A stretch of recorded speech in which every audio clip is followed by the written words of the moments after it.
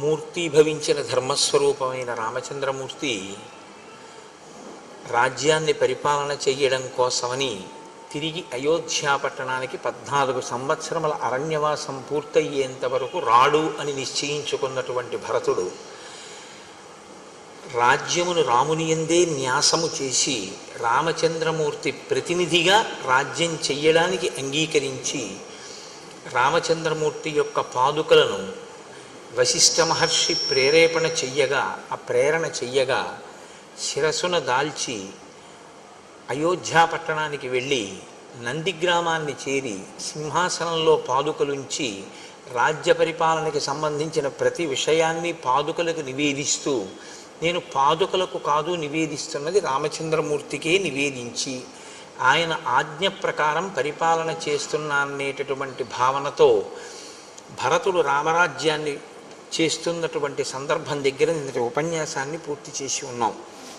మీరు కొంచెం జాగ్రత్తగా శ్రీరామాయణాన్ని గమనిస్తే రామాయణాన్ని శాసించేటటువంటి వ్యక్తులు వెనక నుంచి శాసించిన వారందరూ కూడా ఋషులే. యథార్థానికి రామచంద్రమూర్తి జననాన్ని శాసనం చేసినటువంటి వారు వశిష్ఠ ఋష్యశృంగాదులు, జన్మించిన తరువాత సీతారాముల యొక్క కళ్యాణాన్ని శాసించిన వారు విశ్వామిత్ర మహర్షి.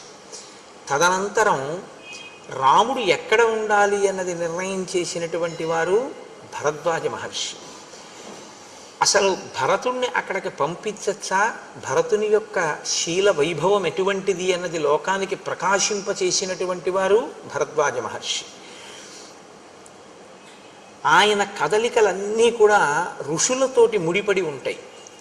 ఎప్పుడూ కూడా జీవితం మహాత్ములతోటి ముడిపడి ఉండడం, వారికి విధేయుడై తాను ప్రవర్తించడం అభ్యున్నతికి హేతువుగా ఉంటుంది. మీరు మిగిలిన వాళ్ళు ఎంతమందితో కలిసి ఉండండి, అది ఒక ఎత్తు. కలిసి ఉండవద్దు అని మీరు సమాజంలో చెప్పలేరు. ఎందుచేతనంటే ఒక మనిషి సమాజంలో ఉన్నాడు అంటే మంచి చెడు రెండిటికి మధ్యన కూడా ఆయన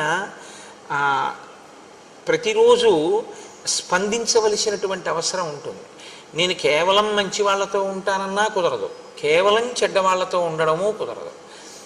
ఎవరితో నువ్వున్నా నీలోని మంచిని నువ్వు నిలబెట్టుకొని నువ్వు లోకానికి ఉపకారం చేసేటటువంటి గుణములతో ప్రకాశించి నీ వలన ఇంకొకరికి ఇబ్బంది రాని పరిస్థితి ఉండాలి అంటే నీ లోపల కొంతమంది ఉండాలి.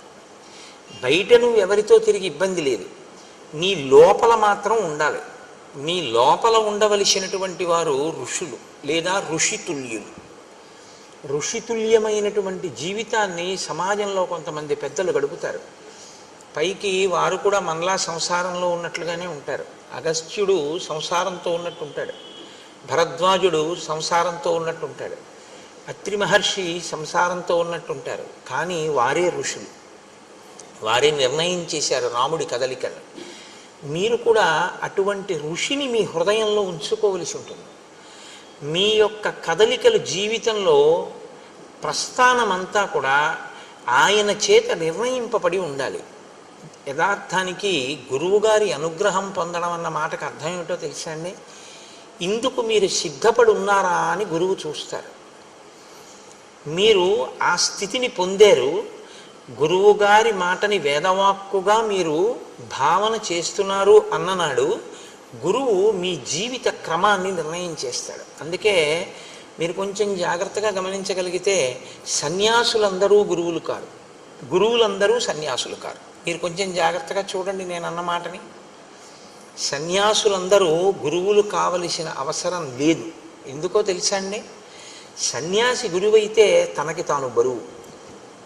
నేను ఎందుకు ఈ మాట అంటున్నానంటే సన్యాసి అన్న మాటకు అర్థం ఏమిటంటే సత్తు యందు న్యాసము చేశాడు ఆయన. ఆయనకి ఇంకా తను చెయ్యవలసిన పని అన్నది ఆయనకేం లేదు. ఏమీ లేని వాడికి మళ్ళీ మీ గురించి యోగక్షేమాలు ఆయన విచారణ చేయడం మొదలెట్టాడు అనుకోండి, ఆయన మీ యోగక్షేమాలు విచారణ చేసి మీ అభ్యున్నతి గురించి ఆయన ప్రయత్నం చేయడం మొదలుపెట్టారు అనుకోండి, ఆయన మీకు ఆశీర్వచనాలు చేయడం, మీ ఇల్లు బాగుండాలని, మీ వ్యాపారాలు బాగుండాలని, మీ పిల్లల చదువులు బాగుండాలని, మీ పిల్లలకి పెళ్ళిళ్ళు అవ్వాలని ఆయన ఆశీర్వచనాలు చేస్తూ కూర్చున్నారు అనుకోండి, అప్పుడు ఆయన సన్యాసం ఏమైంది? కుదరదు. ఆయన లోకం వైపుకి కొంత దృష్టిని మరల్చవలసి వచ్చింది. అలా దృష్టి మరల్స్తే ఎంతవరకు మన అభ్యున్నతి కొరకు దృష్టి మరల్చారో అంతవరకు ఈశ్వరుడి వైపుకి తదేక దృష్టితో ఉండగలిగిన స్థితిని కోల్పోయాడా లేదా? కోల్పోయారు. అందుకే సన్యాసులు అందరూ గురువులు కావాలి అని శాస్త్రం చెప్పదు. కానీ కొంతమంది సన్యాసులు మాత్రం గురువులుగా ఉండాలి. ఎందుకు ఉండాలో తెలుసా? శంకరాచార్యులు వారు చేసిన నిర్ణయంలో ఉన్న అద్భుతం అది. ఎవరుండాలంటే గురువులుగా పీఠాధిపతులు గురువులుగా ఉండాలి. శంకర భగవత్పాదులు కొన్ని పీఠాలు పెట్టారు. ఆ పీఠాధిపతులు సన్యసించి గురువుగా ఉంటారు. ఆ గురువుగా ఉన్నవారు ఏం చేస్తారంటే సనాతన ధర్మమును నిలబెట్టడానికి సమాజాన్ని అటువైపుకి తిప్పే ప్రయత్నం చేస్తారు. మీరు గోశాలలు కట్టండి అంటారు, అక్కడ గోశాలకి నువ్వు విరాళం ఇయ్యి అంటారు. లేకపోతే ఫలానా చోట నువ్వు ఒక యజ్ఞం చెయ్యి అంటారు. చేశారు. మీకు ఒక కష్టం వచ్చింది, ఎవరికి చెప్తారు? మరి ఆయనకైనా చెప్తారు. ఇప్పుడు మరి మీ అభ్యున్నతికి ఆయన పాటుపడాలా వద్దా? ఆశీర్వచనం చేయాలా వద్దా? కాబట్టి సన్యాసి గురువుగా ఉండవలసిన ఆవశ్యకత ఎవరిదంటే ఒక్క పీఠాధిపతులదే. శంకర భగవత్పాదుల వంటి మహానుభావులు పెట్టినటువంటి పీఠాలకి ఆధిపత్యం వహించినటువంటి వారు సన్యాసమును గురుత్వమును రెండింటినీ రక్షించుకోగలిగినటువంటి దీక్షాదక్షులై ఉంటారు. అది మరింత కష్టమైనటువంటి ప్రక్రియ. తప్ప సన్యాసి అంటే గురువు అవ్వాలని ఏం లేదు, గురువు అంటే సన్యాసి అవ్వాలని ఏం లేదు. మీరు బాగా గుర్తుపెట్టుకోండి. ఒక గురువుగారు సమాజంలో సంసారంతో ఉన్నాడు అనుకోండి, ఆయన గురువుగారిగా ఉండడానికి అనర్హుడని మీరేం తీర్పు చెప్పకూడదు. ఆయన ఉండడానికి అర్హుడే. ఏం అగస్త్యుడు లేడా లోపాముద్రతో? అత్రి లేరా అనసూయమ్మతో? ఏం వాళ్ళ గురుత్వానికి ఏమైనా లోటు వచ్చిందని మీరు అనుకుంటున్నారా? అలా ఏం ఉండదు. వారు సంసారమునందు ఉండి ఋషిగా జీవిస్తారు. ఒక ఋషి జీవనం ఎలా ఉంటుందో ఆయన జీవనము అలాగే ఉంటుంది. ఇలా ఉండగలిగినటువంటి ప్రజ్ఞ ఉన్న మహాపురుషులు ఉన్నారే, వారు గురువులుగా ఉంటారు. రామచంద్రమూర్తిని మీరు కొంచెం జాగ్రత్తగా గమనిస్తే ఆయన జీవితాన్ని శాసనం చేసిన వాళ్ళందరూ కూడా ఈ ఋషులే.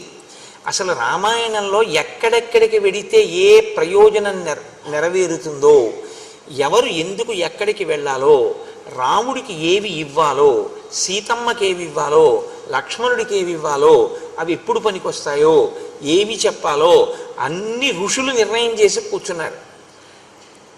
ఎప్పుడు అవసరమో అప్పుడు రాముని యందు ఆ అనుగ్రహాన్ని ప్రకాశింపజేశారు.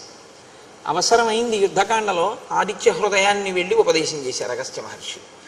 అవసరమైంది అగస్త్య మహర్షి ఆయనకి కావలసినటువంటి ఆయుధాలని ఇప్పించారు. అవసరమైంది భరద్వాజ మహర్షి చిత్రకూటంలో ఉండవలసిన అవసరాన్ని చెప్పారు. ఇలా మీరు కొంచెం జాగ్రత్తగా గమనిస్తే ఋషులతో రామునికి ఉండేటటువంటి అనుబంధం మీకు బాగా ద్యోతకమవుతుంది. నేను అందుకే మీతో తరచూ ప్రస్తావన చేస్తూ ఉంటాను. శ్రీరామాయణాన్ని జరిగిపోయిన కథ అని మీరు చూడకండి. రాముడు ఎవరితో అనుబంధం పెట్టుకుంటూ ఉంటాడు, ఎవరితో మాట్లాడుతుంటాడు. ఎవరు లేకపోతే రాముడు ఉండలేడు, ఎవరు లేకపోయినా రాముడు ఉండగలడు. మిమ్మల్ని చూడమని చెప్తా. మీరు చాలా జాగ్రత్తగా పరిశీలించాలి రామాయణాన్ని.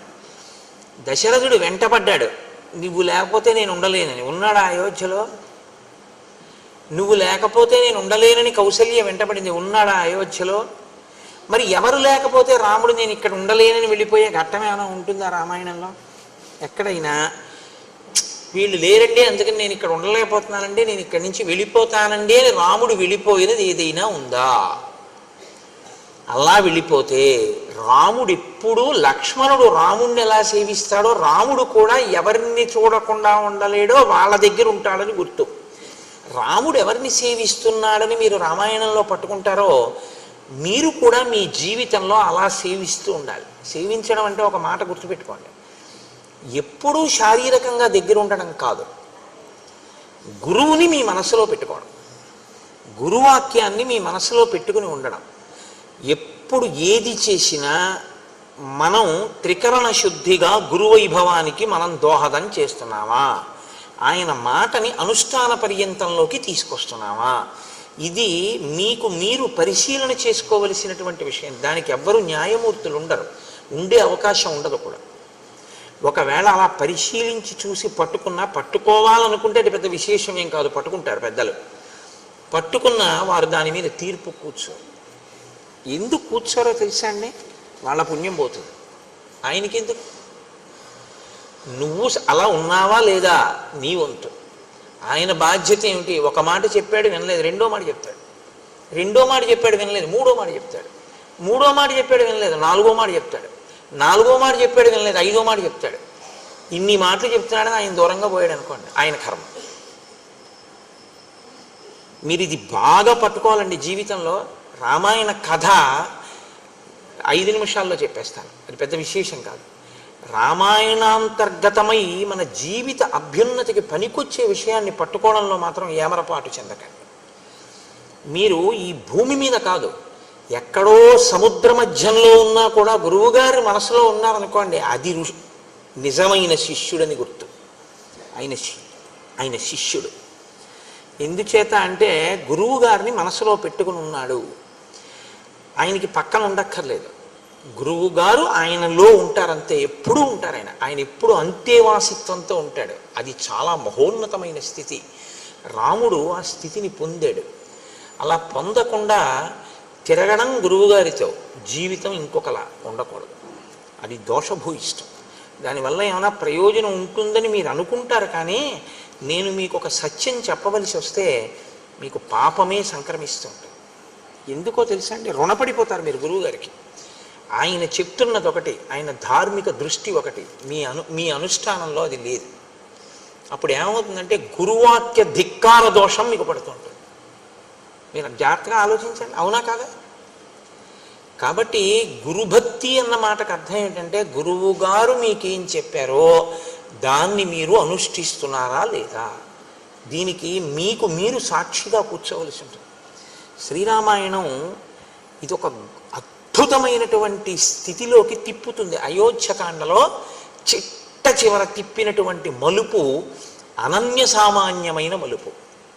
ఇప్పటి వరకు తపోనిష్టాగరిష్ఠులైనటువంటి ఋషులను దర్శింపచేస్తారు మహర్షి. ఇవాళ శ్రీరామాయణ కావ్యంలోనే ఒక పెద్ద మెరుపు, అంత పెద్ద ఆకాశంలో ఒక తటిల్లత అంటే ఒక మెరుపు మెరిస్తే ఆ మెరుపుతో కూడినటువంటి నల్లమబ్బు ఎంత అందంగా ఉంటుందో. నల్లమబ్బు అందంగా ఉంటుందా అని మీరు నన్ను అడిగారు అనుకోండి, నల్లమబ్బు అందంగా ఉంటుంది. దేనివల్ల అందంగా ఉంటుందో తెలుసా అండి? గుణము చేత అందంగా ఉంటుంది. నల్లమబ్బు నల్లమబ్బుగా అందం కాదు. నల్లమబ్బు యొక్క అందం ఏమిటంటే దాని చల్లతనం నీరు పట్టుకొచ్చి మీ మీద వర్షించేటటువంటి దాని లక్షణం, అది దాని అందం. ఇది ఆంతరమైన అందం మబ్బుది. ఆంతరమైన అందమున్న మబ్బు బాహ్యమునందు కూడా శోభిల్లుతుంది. ఎప్పుడు? ఒక సౌదామిని అంటే ఒక మెరుపు తీగ నల్లమబ్బులో ఇలా ఏర్పడింది అనుకోండి, తళుక్కున ఒక్కసారి కనపడింది అనుకోండి, ఇప్పుడు నల్లమబ్బు అందంగా ఉంటుంది. నల్లమబ్బులో ఈ కంటికి కనపడని అందాన్ని అందంగా కనపడేటట్టు చేసింది ఎవరో తెలుసా అండి? మెరుపు తీగ. అందుకే మంత్రపుష్పం చెప్తే ఓ మాట చెప్తారు చివర, నీలతో యద మధ్యస్థ విద్యుల్లేకే భువాస్వర అని. అదే కారణం.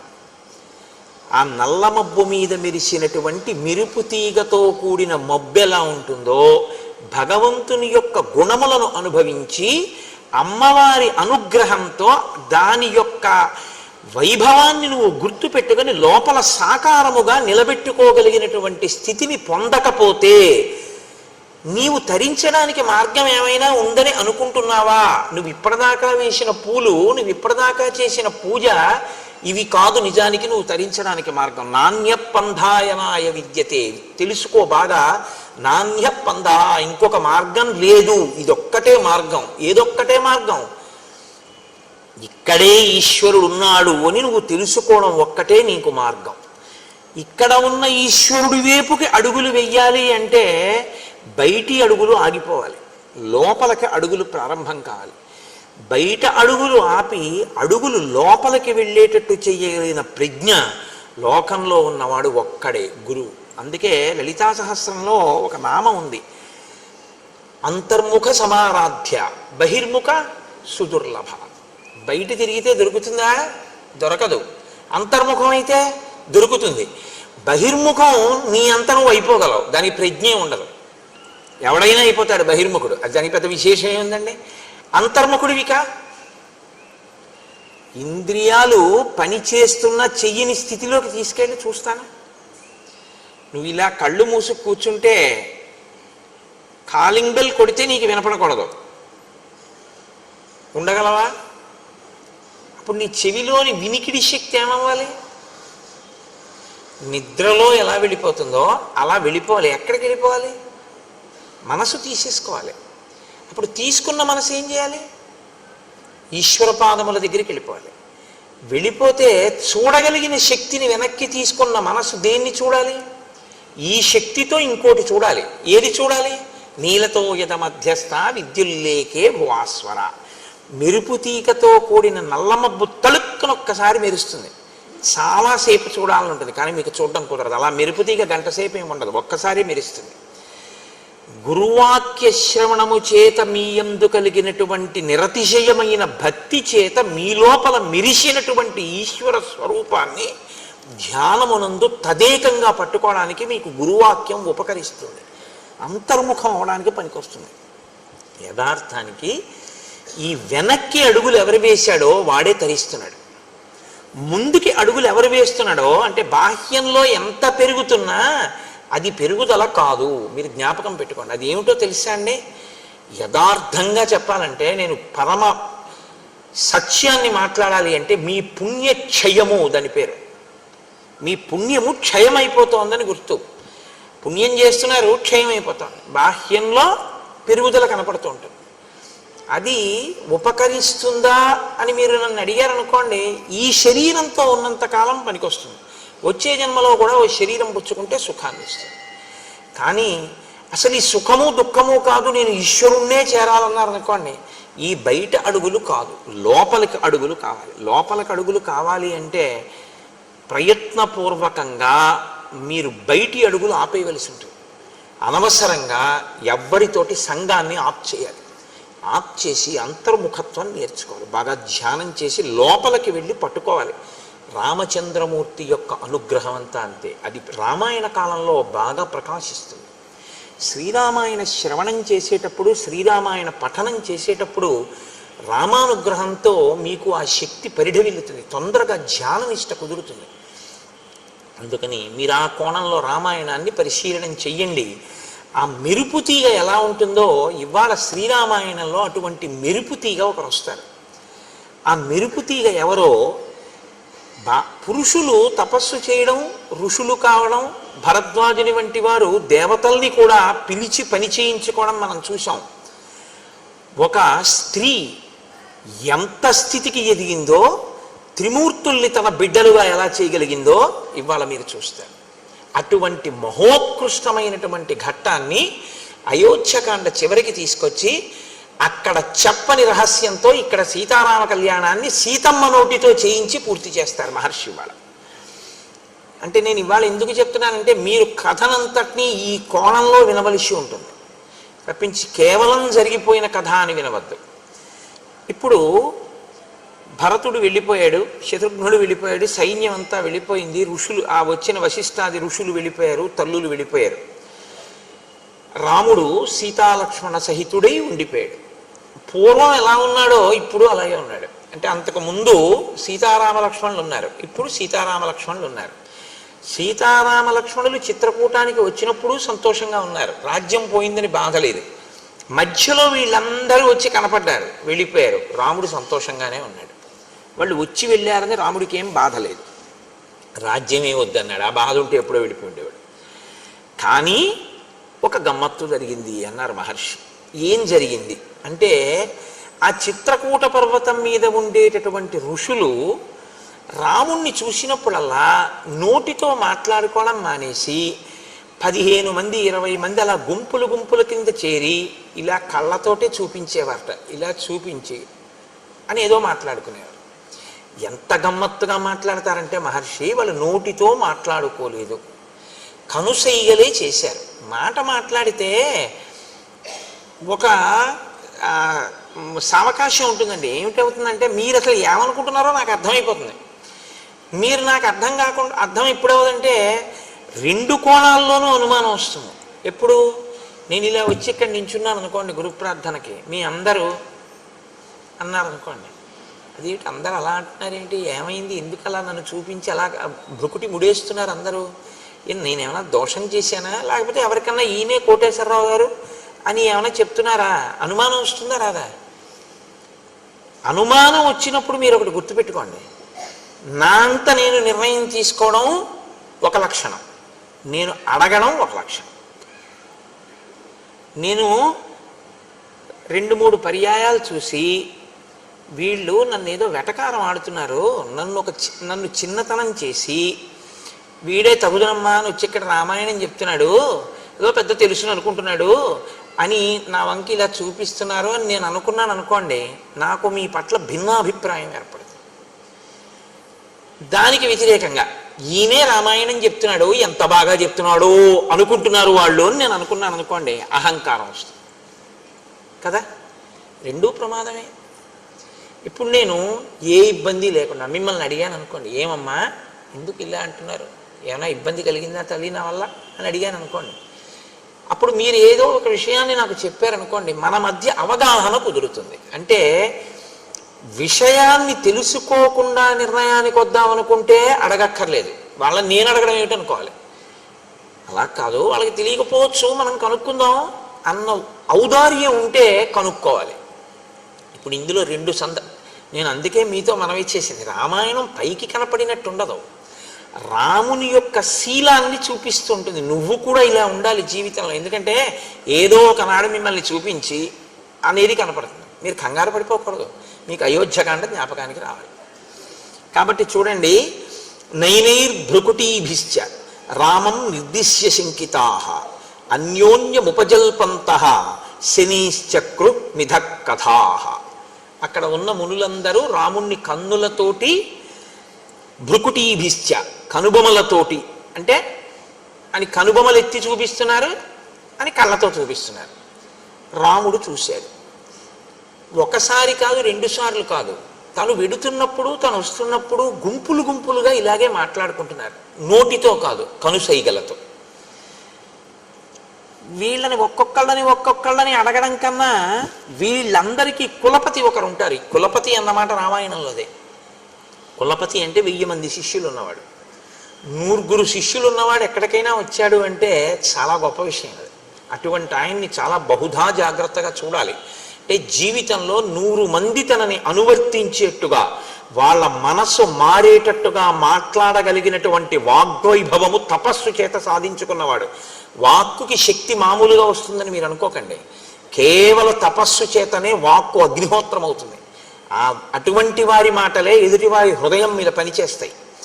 కాబట్టి 100 శిష్యులు అనుగమిస్తే ఆయన ప్రత్యేకంగా ఆరాధింపబడతాడు, చాలా గొప్పవాడు అని నిర్ణయం. కులపతి అంటే 1000 మంది శిష్యులు ఉన్నారని గుర్తు. ఆ కులపతి దగ్గరికి వెళ్ళి నమస్కరించి రాముడు అడిగాడు, ఎందుకు ఈ మునులందరూ నన్ను చూసి కనుబొమలెత్తి మాట్లాడుతున్నారు, ఏమైనా కారణం ఉందా? తన వైపు నుంచి ముందు చెప్పాడు, ఇది రాముడి పెద్ద మనసు అంటే. నా భార్య నన్ను అనుగమించి వచ్చింది, ఏమీ తెలియదు, అమాయకురాలు. ఒకవేళ ఆమె వలన మీకు ఎవరికైనా ఏమైనా ఇబ్బంది కలిగిందా? నా తమ్ముడు ఇంకా చిన్నవాడు, నాతో పాటు వచ్చాడు, నా తమ్ముడు ఏమైనా తెలియక అపరాధం చేశాడా?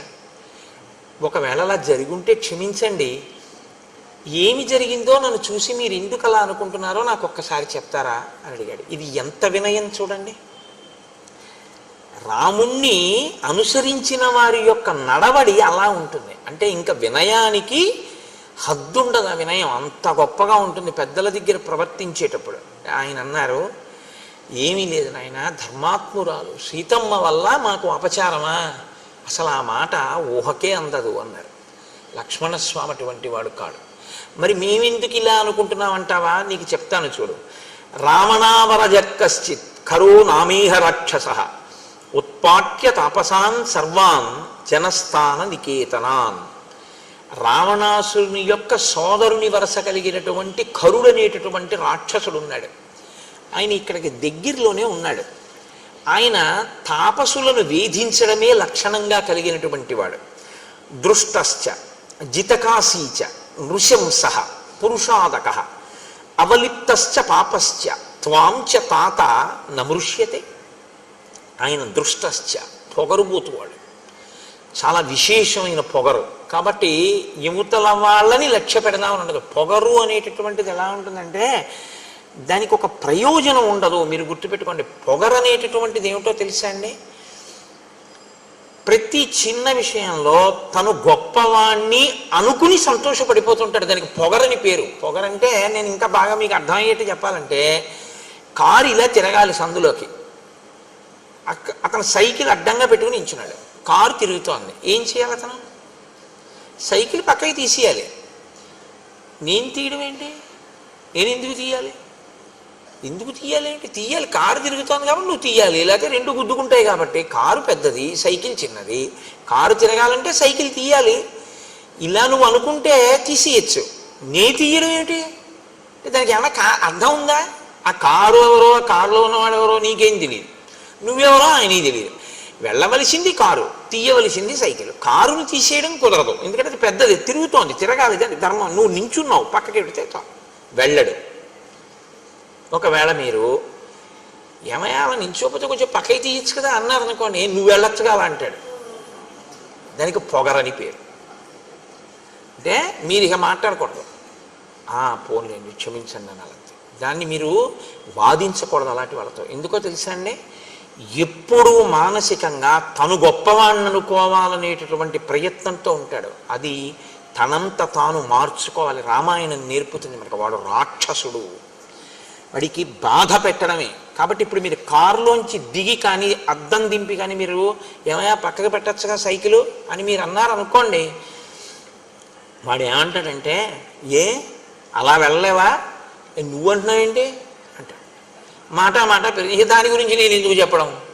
కాబట్టి అది పొగరు, అది ఉండకూడదు జీవితంలో. అది చాలా దోషభూయిష్టం అండి. అది దానికి అసలు అర్థం ఏమి ఉండదు. ఇంకా పరిచయం లేకుండా కూడా ఎంత పొగరుగా ఉంటారో నేను చెప్పలేను. చాలామందిని చూస్తుంటాం.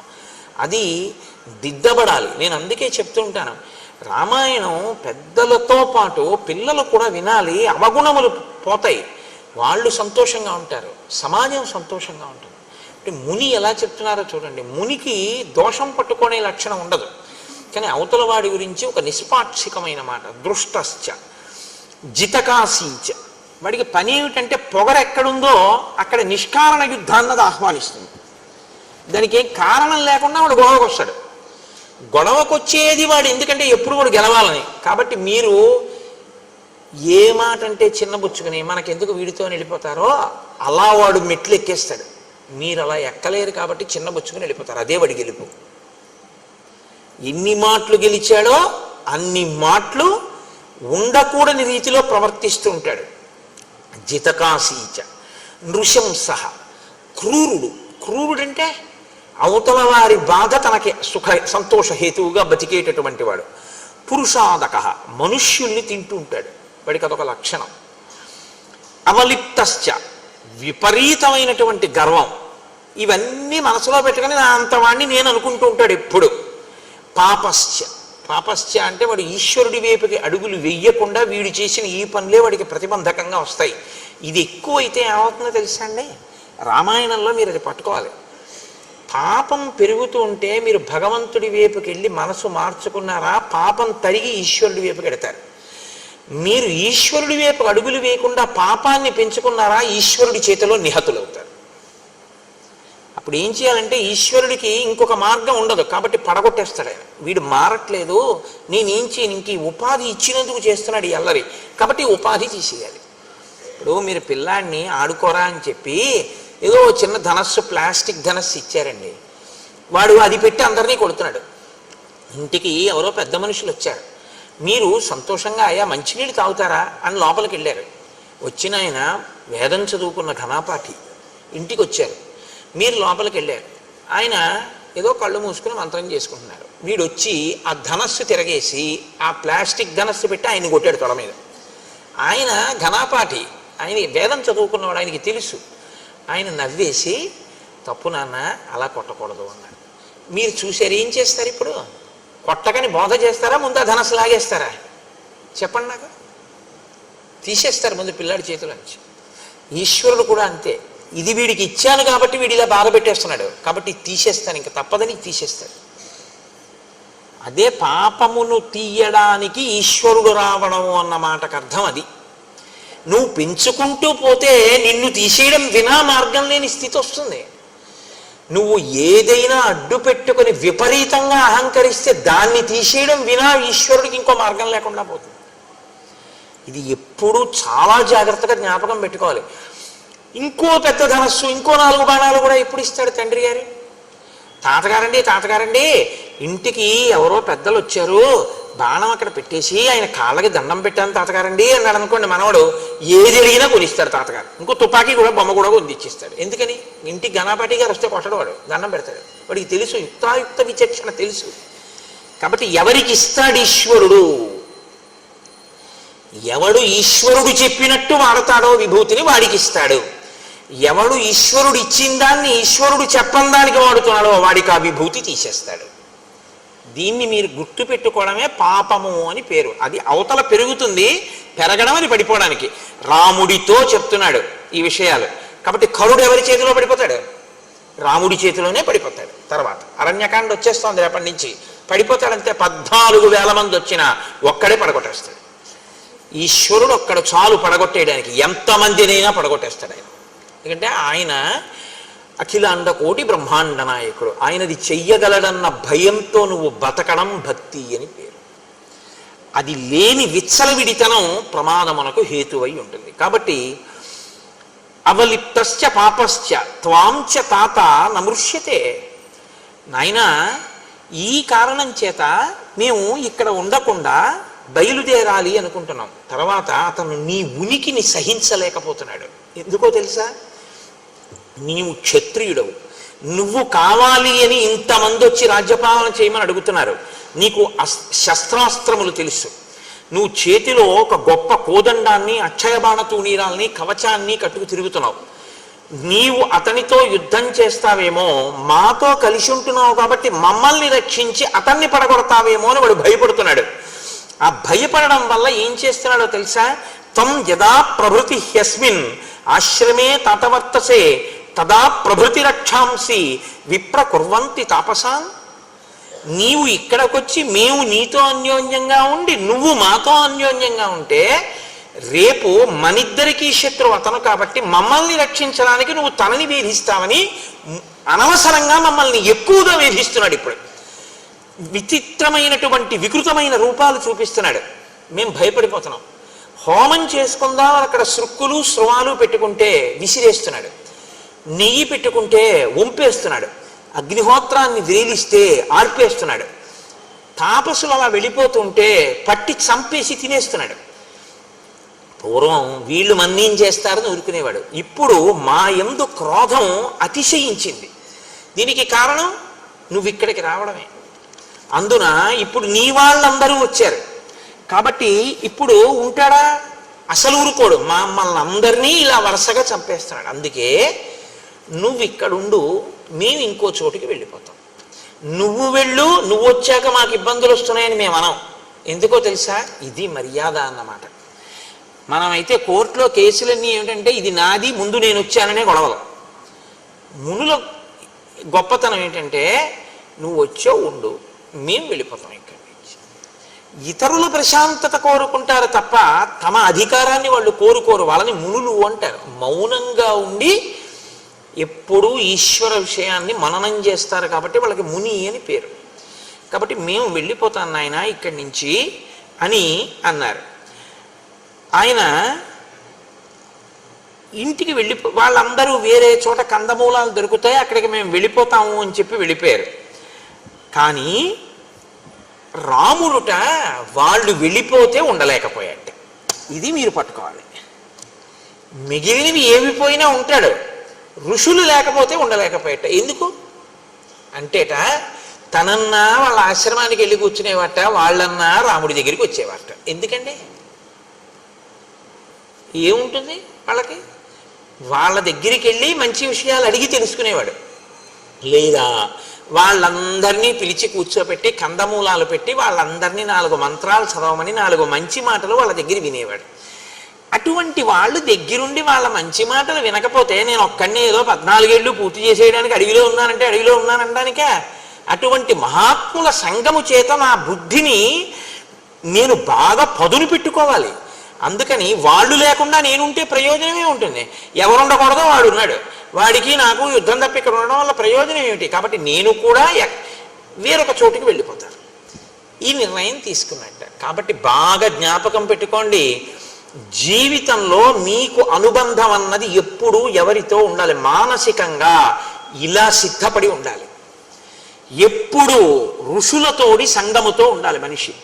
ఋషులతోటి సంగం అంటే ఎవడు వేదాన్ని నమ్మాడో, శాస్త్రాన్ని నమ్మాడో, ఎవడు నిజంగా ఈశ్వరుణ్ణి చేరుకునేటటువంటి ప్రయత్నంలో జీవనాన్ని చేస్తున్నాడో అటువంటి వాడితోటి సంగము మీ జీవితాన్ని కూడా ఉద్ధరిస్తుంది తప్ప ఆయన్ని వదిలేసి మిగిలినవన్నీ మీరు పక్కనెట్టుకున్నా ఉపయోగం ఉండదు. మిగిలినవన్నీ వదిలేసి ఆయన్ని పట్టుకుంటే మీరు వద్దన్నా కూడా మీకు మళ్ళీ వచ్చేస్తాయి. ఎందుకంటే మార్గం అది గొప్పది కాబట్టి అది తీసుకొస్తుంది. ఇవన్నీ పట్టుకుంటే అది దూరం చేసుకుంటే ఉంటాయని నమ్మకం ఏం లేదు. నువ్వు పట్టుకున్నా ఉంటాయని నమ్మకం లేదు. దశరథుడు పట్టాభిషేకం చేస్తానంటే అయింది అంటే అవదు. కాబట్టి రామాయణం చిట్ట చివరిలో తీర్పు చెప్తోంది రాముడి కదలికలో. మీతో అన్నాను కదా, ఆయనం అంటే కదలిక, రామాయణం అంటే రాముడి కదలిక. రాముడి కదలికలు ఎలా ఉంటాయో మీరు పరిశీలనం చేయడం రామాయణం చదువుకోవడం తప్ప. రామాయణం చదువుకోవడం అంటే ఇటుపక్క శ్లోకాలు ఇటుపక్క తాత్పర్యాలు చదివేసుకోవడం కాదు. ధ్యాననిష్టతో రామాయణాన్ని పరిశీలనం చేయడం, బాగా గమనించడం, ఏ శ్లోకంలో ఏ మాట ఎలా ఉంది, ఆ మాట మన జీవితంలో మనం ఎలా అన్వయం చేసుకుని దిద్దుకోవలసి ఉంటుంది అన్నది మీరు పట్టుకుంటే రామాయణం మిమ్మల్ని చెక్కుతుంది. పట్టుకోకుండా రామాయణాన్ని రామాయణంగా ఓసారి ఇటు శ్లోకాలు ఇటు ఇది చదవడం అనేటటువంటిది ఎలా ఉంటుందో తెలుసా అండి? ఏదో నోటికి అలవాటు పడిపోయి ఏదో తిప్పేస్తుంటే ఎలా ఉంటుందో అలా ఉంటుంది. దానికి ఏమీ అర్థం ఏమి ఉండదు, ప్రయోజనం ఉండదా అంటే ఉంటుంది, కానీ అది నీ మనస్సు మీద ప్రభావం చూపిస్తుందా అంటే నేను ఆ హామీ ఇవ్వడం చాలా కష్టం, అలా చెప్పడం కుదరదు. అలా చదవగా ఏమైనా మరి అలా చూసే అదృష్టం ఏమైనా రామచంద్రమూర్తి కల్పిస్తారేమో అని నేను అనవలసి ఉంటుంది అంతే. కాబట్టి ఇప్పుడు రాముడు సీతాలక్ష్మణ సహితుడై, ఇక్కడ ఋషులు లేరు కాబట్టి ఇక్కడ మనం ఎందుకు అనవసరం ఉండడం, కాబట్టి మనం వేరొక చోటుకి వెళ్ళిపోతాం. ఆ ఋషులు అన్నారు నువ్వు కూడా మాతో వస్తే వచ్చేసే అన్నారు. కానీ ఇప్పుడు ఆ ఋషులతో రాముడిడితే అదే ఇబ్బంది వస్తుంది మళ్ళీ. రాముడు అన్నాడు మీకు ఎందుకు, నేను మిమ్మల్ని రక్షిస్తానన్నాడు. వాళ్ళు అన్నారు ఎందుకులే ఇబ్బంది అన్నాడు. రక్షించడం అంటే ఏమిటండి? వాళ్ళతో యుద్ధం. వాళ్ళతో యుద్ధం చేసిన తరువాత జయాపజయములు విధి నిర్ణీతములు. అంత గొప్ప రామరాయలు ఆ తుంగభద్రా నదీ తీరంలో వెళ్ళినటువంటి ఎడ్ల బళ్ళగా ఓడిపోయాడు. ఏం చెప్తాం? ఎంత సైన్యం రామరాయలు వారిది విజయనగరంలో. అంత సైన్యం ఉన్న రామరాయలు ఇటు పక్కన ఉంటే నదికి, రాత్రికి రాత్రి అటు పక్క చాలా తక్కువ సైన్యం ఉన్నటువంటి సుల్తాన్లు, రామరాయల సైన్యం వెళ్ళిపోయింది. తెలతెలవారుతుండగా వాళ్ళు ఇక్కడే దాటి వచ్చి ఫిరంగుల్లో నీళ్లు పోసి రామరాయల భద్రగజం మీద పడి భద్రగజానికి నల్లమందు కలిపి పెట్టేశారు. అది రామరాయలనే కిందకి లాగేసింది. విజయనగర పతనం అయిపోయింది అంతే. 6 నెలలు దోచుకున్నారు విజయనగరాన్ని. 6 నెలలు పట్టింది దోచుకోవడానికి. అంటే అంత ఐశ్వర్యవంతమైన రాజ్యం. ఇప్పటికీ హంపి విజయనగరానికి వెళ్ళి బద్దలైపోయినటువంటి విగ్రహాల వంక చూస్తే ఒక్కొక్క విగ్రహం చెక్కడానికి గణపతి దేవాలయం ఉంటుంది, నరసింహమూర్తి దేవాలయం, కనుల నీరు చెమరుస్తుంది. ఎంత గొప్ప నిర్మాణం రాయి ఇవన్నీ అని. అంతంత అద్భుతమైనటువంటి నిర్మాణాలు. ఎవరికి తెలుసు యుద్ధంలో జయాపజయములు ఎటుంటాయో? జయాపజయములు విధి నిర్ణీతములు. కాబట్టి మనం ఇప్పుడు సరే అయితే నువ్వు యుద్ధం చేయవాళ్ళు చచ్చిపోతారు, మనం కలిసి ఉందామని మనకెందుకు? మనం సర్వభూత హితేరత, అన్ని భూతముల యొక్క ప్రేమ కోరుకున్నాను. నువ్వు మాతో వస్తావా? మా ప్రారంధం ఎలా ఉంటే అలా జరుగుతుంది. నువ్వు రావా? మేము బయలుదేరిపోతాం. నువ్వు ఇక్కడ ఉండడమా ఉండకపోవడమా నీ ఇష్టం. రాముడో ఉండలేడు, వాళ్ళు చెప్పినా వినలేదు. కానీ తనకిప్పుడు మార్గం ఏమిటి? ఋషులున్న ఇంకొక ప్రదేశానికి వెళ్ళిపోవడం. కాబట్టి ఇప్పుడు ఆయన కూడా విడిచిపెట్టేశాడు పర్ణశాలని. ఆయన విడిచిపెట్టేశాడంటే మీరు ఒకటి గుర్తుపెట్టుకోండి, సీతమ్మ ఏమనాలండి?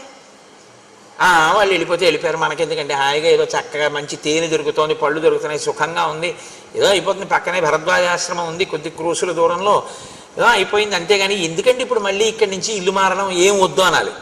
ఆవిడ అలా అనలేదు. రాముణ్ణి అనుగమించింది. అనుగమించడం గొప్ప భర్తని. ఏ సేవకొచ్చాడో ఆ సేవకు అలాగే ఉంటాడు లక్ష్మణమూర్తి. రాముడు చెప్తాడు, వాళ్ళు వింటారు. కాబట్టి ఇప్పుడు బయలుదేరారు. ఆయన ఇంకొక కారణం కూడా చెప్పాడు. ఇక్కడికి కౌసల్య, సుమిత్ర, కైక, భరతుడు, శత్రుఘ్నుడు, సైన్యం, వశిష్ఠాది మహర్షులు అందరూ వచ్చారు. అందుకని ఇక్కడ ఉంటే నాకు వాళ్ళు జ్ఞాపకానికి వస్తున్నారు ఎక్కువగా. రెండు, ఇక్కడికి వచ్చినటువంటి సైన్యంలో ఉన్న జంతువులన్నీ మలమూత్రములను విసర్జించి ప్రదేశం అంతా శౌచాన్ని కోల్పోయింది. కాబట్టి వేరొక ప్రదేశానికి వెళ్ళిపోదాం అన్నాడు. బయలుదేరారు. బయలుదేరి వాళ్ళు మార్గమధ్యంలో వెడుతుండగా అత్రి మహర్షి ఆశ్రమానికి వెళ్ళారు. మీరు బాగా గుర్తుపెట్టుకోండి, ప్రయత్నపూర్వకంగా మీరు మహానుభావులు ఉన్న ప్రదేశాన్ని తొక్కడం మీ అభ్యున్నతికి హేతు అవుతుంది, తెలిసి కానీ తెలియక కానీ. వేరే ఈశ్వరుడు ఎక్కడో ఉండడండి. గుళ్ళో ఈశ్వరుడు ఉంటాడు అన్న మాట యథార్థమే, కానీ అసలు నిజంగా ఈశ్వరుడు ఎక్కడ ఉంటాడో తెలుసా? మీరు బాగా గుర్తుపెట్టుకోండి. ఇక్కడ నిరంతరము ప్రతి ఊపిరిలో ఆయన్ని ఆరాధిస్తున్నటువంటి వ్యక్తి ఎక్కడ కూర్చుంటాడో, ఎక్కడ నించుంటాడో, ఎక్కడ తిరుగుతాడో ఆయన వెంటనే తిరుగుతూ ఉంటాడు ఈశ్వరుడు ఎప్పుడు. రాముడు ఎక్కడ ఉంటాడని చెప్తారో తెలుసా అండి శాస్త్రంలో? రామచంద్రమూర్తిని నమ్ముకుని బతుకుతున్నవాడు ఎక్కడ ఉంటాడో రాముడు అక్కడే ఉంటాడు. పక్కనే ఉంటాడట ధనుర్ధరుడే. ఆయన కూర్చుంటే కూర్చుంటాడు, ఆయన నించుంటే నించుంటాడు, ఆయన ఎడుతుంటే పెడతాడు, ఆయన వస్తే వస్తాడు. ఆయన పడుకుంటే తను ఇలా కూర్చుంటాట గుమ్మం ముందు. ఎందుకంటే ఆయన నీకు ఇబ్బంది ఎవరైనా కల్పిస్తారేమో అని. రామచంద్రమూర్తి తనని నమ్మిన వాళ్ళని రక్షించడానికి గడప ముందుకొచ్చి కూర్చుని ఉంటాడు అని. అందుకే రాముణ్ణి నమ్ముకున్న రామభక్తులు ఎక్కడుంటారో అక్కడే సీతారామ లక్ష్మణులు, హనుమ కూడా ఉంటారు. మీరు బాగా జ్ఞాపకం పెట్టుకోండి, నేను మీకు సత్యం చెప్తున్నాను. ఇది తులసీదాస్ గారి జీవితంలో నిజమైందండి. తులసీదాస్ గారు రామదర్శనం అవ్వాలనుకుంటూ పడుకున్నారు. పడుకుంటే దొంగ వచ్చి కన్నం వేసి లోపలికి వెళ్ళి ఆచమన పాత్ర అవి ఏవో దొరికాయి. మూట కట్టుకుని బయటికి వద్దాం అనుకున్నాడు. తల బయట ఎట్టాడు. రామలక్ష్మణులు ఇద్దరూ కోదండాలు అట్టుకుని నించున్నారు. నేను నమ్ముకున్నవాడి సొత్తు ఎత్తుకుపోతావా నువ్వు అని. ఆయన వాళ్ళు వెళ్ళిపోతారు కదా అని వెనక్కి వచ్చాడు. తెల్లవారే వరకు తల బయట ఎడుతున్నాడు, లోపల ఎడుతున్నాడు, తల బయట ఎడుతున్నాడు, లోపల ఎడుతున్నాడు. రామలక్ష్మణులు ఇద్దరు అలాగే ఉన్నారు కన్నం బయట. తులసీదాస్ గారి తెల్లవారింది, నిద్ర లేచి లోపలికి వచ్చారు. దొంగలు ఇద్దరు మూట కట్టు కూర్చున్నారు. మీరెవర్రా నాయన ఇలా కూర్చున్నారన్నారు. ఆయన ఏమి లేదు, బుద్ధి గడ్డి తిని వచ్చానులే, ఏదో ఆచమన పాత్ర మూట కట్టాం అంటే మరి పట్టుకుపోయారా అన్నాడు ఆయన. మహాత్ములైన వారి లక్షణం అలా ఉంటుంది. వాళ్ళు పోతాయనేం వెంగట్టుకోరు, పోతే ఈశ్వరుడు తీసుకెళ్ళాడంటారు. ఎక్కడో ఇంకా అవసరం ఉందన్నమాట. స్వతంత్రంగా భావించాడు నా తండ్రి, వీడిదైతే ఏం అనుకోడు, మనం పట్టుకెళ్ళచ్చు అని చెప్పి నా వస్తువు మీ వస్తువే అంటారు చూడండి కొంతమంది. మీదిగా వాడుకోండి, అలా నాకు అస్తమానం చెప్పకండి, నేను తీసుకెళ్తానని అంటారు. అలా మా మోహన్ రావు గారు ఉన్నారు కాకినాడలో, ఆయన అంటూ ఉంటారు, అది మోహన్ రావు ఒకసారి కారు పంపించండి అనకండి. అలా అంటారేంటి? అది మీ కారే, మీ కారు నేను వాడుకుంటున్నాను, కారు పంపించండి, శాసించండి, అంతేగాని మీ కారు అని అనకండి గురువుగారు అంటారు. అలా ఉంటారు కొంతమంది. అంటే మరి ప్రేమ అలా ఉంటుంది. అలా ఆ రాముడు తన వస్తువులో భావిస్తాడు. అందుకని ప్రేమ ఉంది కాబట్టి నా వస్తువుని పట్టుకుపోయాడు అనుకుంటారు వాళ్ళు. అందుకని ఆయన అన్నారు, ఇక్కడ కూర్చున్నారు ఎందుకు ఆయన, పట్టుకుపోయారా పోనీ ఆచమన పాత్ర అన్నారు. ఆ పాటి బుద్ధి లేక కాదు, మేము ఏదో ఇక్కడ ఏదో ఏసీ ఉందని కూర్చున్నాం అనుకున్నావేమో. బయటికి వెడితే ఎవరో ఇద్దరు ఉన్నారు. ఒక ఆయన నల్లగా మేఘంలా ఉన్నాడు, ఒక ఆయన ఎర్రగా ఉన్నాడు, కోదండాలు అట్టుకుని నించున్నారు. హడిలి లోపలికి వచ్చి కూర్చుంటున్నాం. బయటికి ఎడదామంటే ఎన్ని మాటలు ఎడితే అన్ని మాటలు ఇద్దరు మా వంకి ఇలా చూస్తున్నారు. అందరూ మళ్ళీ వెనక్కి వస్తున్నాం అన్నారు. ఆయన బయటికి వెళ్ళి చూశారు, ఎవ్వరు లేరు. అప్పుడు ఆయన ఏడిచారు తులసీదాస్ గారు. ఒక వెండి ఆచమన పాత్ర ఉన్నందుకు పోతుందేమో అని నిద్రపోకుండా, స్వామి నా పర్ణశాల ముందు కాపలా ఉన్నావా, మీరు ఎంత ధన్యులు రా, ఇన్ని మాటలు దర్శనం పొందారు, నాకు అవ్వలేదని ఏడిచారు. నేను అందుకే మీకు మనవి చేశాను, ఎవడు రాముణ్ణి నమ్మాడో వాడు ఉన్న చోట రాముడు ఉంటాడు తప్ప ఇంకొక చోట రాముడు ఉంటాడని మీరు అనుకోకండి. రామ భక్తులు ఎక్కడున్నారో అక్కడే సీతారాములు ఉంటారు. ఆయన రావడం కన్నా ముందు వాళ్ళు వస్తారు, మీరు గుర్తుపెట్టుకోండి. ఆయన వెళ్ళిన తరువాత బిక్కమొహాలు వేసుకుని వెళ్ళిపోయాడు, ఇక్కడ తిరిగేవాడు అని ఆయన వెంట వెళ్ళిపోతారట వాళ్ళు. అంత ప్రేమగా ఉంటారు వాళ్ళు. మీకు ఇది ప్రత్యేకించి రామావతారంలో మెండుగా కనపడుతుందండి. త్యాగరాజస్వామి వారి విషయంలో కనపడే, రామదాస్ గారి విషయంలో కనపడలేదండి. భద్రాచలంలో గంజిగుంటలో పడిపోయినటువంటి పిల్లవాడి శవాన్ని ఉడికిపోయిందాన్ని తీసుకెళ్లి రాముడి దగ్గర పెట్టి నువ్వు ఇచ్చిన కొడుకు ఇవ్వాలనుకుంటే ఇయ్యి, లేకపోతే నీలో కలిపేసుకో. అంతరాలయంలో పెట్టి తలుపులేసి రామనామ భజన చేశాడు ఆయన. రఘురాముడు పిల్లవాడు పరిగెత్తుకుంటూ వచ్చి తండ్రి ఒళ్ళో పడుకున్నాడు. ఇవి ఇంతకన్నా ఏం నిజం కావాలి మీకు? ఈ మధ్యవాడే కదా రామదాస్ గారు. ఆయన వాడినటువంటి మంగళసూత్రంలో 3వ శతమానం కూడా మనం కళ్యాణంలో చూస్తున్నాంగా. ఉన్నాడు రాముడు, మీరు నన్ను నమ్మండి, రాముడు ఉన్నాడు. ఇప్పటికీ రాముడు తిరుగుతూనే ఉన్నాడు. మీరు నమ్మి ఉన్న చోట మీ వెంట రాముడు ఉన్నాడు. రాముడు లేకపోవడం లేదు. మీరు పడుకుంటే ఆయన మీ పడుకున్న చోట ఉన్న కుర్చీలో ఆయన కూర్చుని ఉంటాడు. మీరు తింటుంటే అప్పుడు ఆయన కూడా పక్కన ఒక విస్తరి వేసుకుని ఓ అరిటాకు పెట్టుకుని మీరు ఇంత అన్నం మహానైవేద్యం పెడితే అదే సమస్త షడ్రసోపేత భోజనంగా భావించి తిని సంతోషిస్తాడు. ఎక్కడ రాముణ్ణి నమ్మినవాడున్నాడో అక్కడే సీతారాములు కూడా ఉంటారు. అందుకే శాస్త్రంలో మాట ఉంది, రాముణ్ణి తెచ్చుకోవడానికి తేలిక మార్గం రామభక్తుణ్ణి తెచ్చుకోవడమే. తెలుసా అండి? రామభక్తుడు వస్తే సీతారాములు వస్తారు.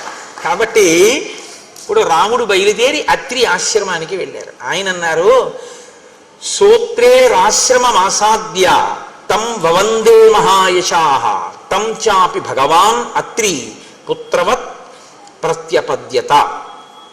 భగవాన్ అత్రి, ఆయన బ్రహ్మమానస పుత్రుడు. అత్రి మహర్షి అంటే సామాన్యమైనటువంటి వారు కాదు, మహానుభావుడు అత్రి. అటువంటి అత్రి మహర్షి మీకు నమస్కారం, మేము మీ ఆశ్రమానికి వచ్చాం అని. సీతారామ లక్ష్మణులు సాక్షాత్తు విష్ణువు లక్ష్మి అని అత్రికి తెలుసు, కానీ నరుడిగా ఉన్నాడు కనుక ఋషులకు ఆయనే నమస్కారం ముందు చేస్తాడు అని భగవాన్ అత్రి అని ఆయనకి నమస్కారం చేస్తే తన పుత్రుల్ని ఎలా ప్రేమిస్తాడో అలా ప్రేమించాట. ఒక గురువుకి ఒక ఋషికి ఉండే లక్షణం అది. పిల్లలు తప్పు చేసినా ఎలా మన్నించగలడో తండ్రి, గురువు ఋషితుల్యుడు మన్నించి చేరతీస్తాడు. చేరతీశాడు కదా అని మీరు మీ నడవడి మార్చుకోకుండా మాత్రం ఉండకూడదు. కాబట్టి ఇప్పుడు అత్రి మహర్షి అనసూయమ్మని చూపించి ఆ సీతారామ లక్ష్మణులతో చెప్తున్నారు. ఇది మహోత్కృష్టమైన ఘట్టం అండి. నాకు శ్రీరామాయణంలో అత్యంత ప్రీతిపాత్రమైనటువంటి ఘట్టాల్లో నాకు ఇదొకటి. దశవర్షాణ్యనావృష్ట్యా దగ్ధే లోకే నిరంతరం యయా మూలఫలే సృష్టే జాహ్నవీచ ప్రవర్తిత. రామ, నా భార్య అనసూయమ్మ అనుంది. ఆ అనసూయమ్మ ఎటువంటిదో తెలుసా రామా? ఒక 10 సంవత్సరాల పాటు అనావృష్టి వచ్చింది, ప్రజలకి తినడానికి ఏమీ లేక చచ్చిపోతున్నారు. అప్పుడు నా భార్య ఎండిపోయిన గంగా నది ప్రవహించేటట్టు చేసింది తన తపశ్శక్తితో. నీటితో ప్రవహించేటట్టు చేసి ఎండిపోయినటువంటి నేలలోంచి కందమూలములు వచ్చేటట్టుగా, మొక్కలు ఆకుపచ్చతనంతో పెరిగి కాయలు పళ్ళు పండేటట్టుగా చేసింది. చేసి ఈ ప్రజలందరికీ అన్నం పెట్టింది నా భార్య. అంత గొప్ప తల్లి నా భార్య. కడుపున పుట్టిన వాళ్ళకి పెడతారు, ఈ ప్రాంతంలో ఉన్న వాళ్ళందరికీ 10 ఏళ్ళు పెట్టింది నా భార్య. అంతటి విశాలమైన మనసున్నది. లోకమంతటి చేత అమ్మా అని పిలిపించుకున్నటువంటి తల్లి. ఉగ్రేణ తపసాయుక్త నియమైశ్చాప్యలంకృత దశవర్ష సహస్రాణి యయా తప్తం మహత్తపః. దశవర్ష సహస్రాణి, ఆమె 10,000 సంవత్సరముల పాటు చాలా కఠినమైన నియమములతో తపస్సు చేసింది ఒక స్త్రీ నా యొక్క అనుమతితో. మీరు బాగా జ్ఞాపకం పెట్టుకోండి, ఆడది నోము చేస్తుంది, ఆడది వ్రతం చేస్తుంది, కానీ ఆడది చేసే నోముకి ఆడది చేసే వ్రతానికి సిద్ధిని దేవతలు ఎప్పుడు ఇస్తారో తెలుసా అండి? ముందు భర్త పాదాలకి నమస్కారం చేసి అనుమతి తీసుకుంటేనే. ఎందుకనంటే యోమే భర్త సమే గురువు. అది వదిలేసి ఆయనకి ఏం తెలియదండి, ఆయన వెర్రాడండి, ఆయన పిచ్చాడండి, ఆయన ఏం చేసుకోరండి, నేనే చేస్తుంటానండి, మా ఇంట్లో అన్న వాళ్ళ పూజలు ఈశ్వరుడు ఆదరించడు.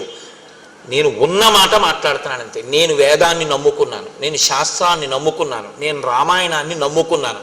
నేను ఏది నమ్ముకున్నానో నేను అదే మాట్లాడతాను. నాకు ఇంకోలా మాట్లాడడం నా చేత కాదు.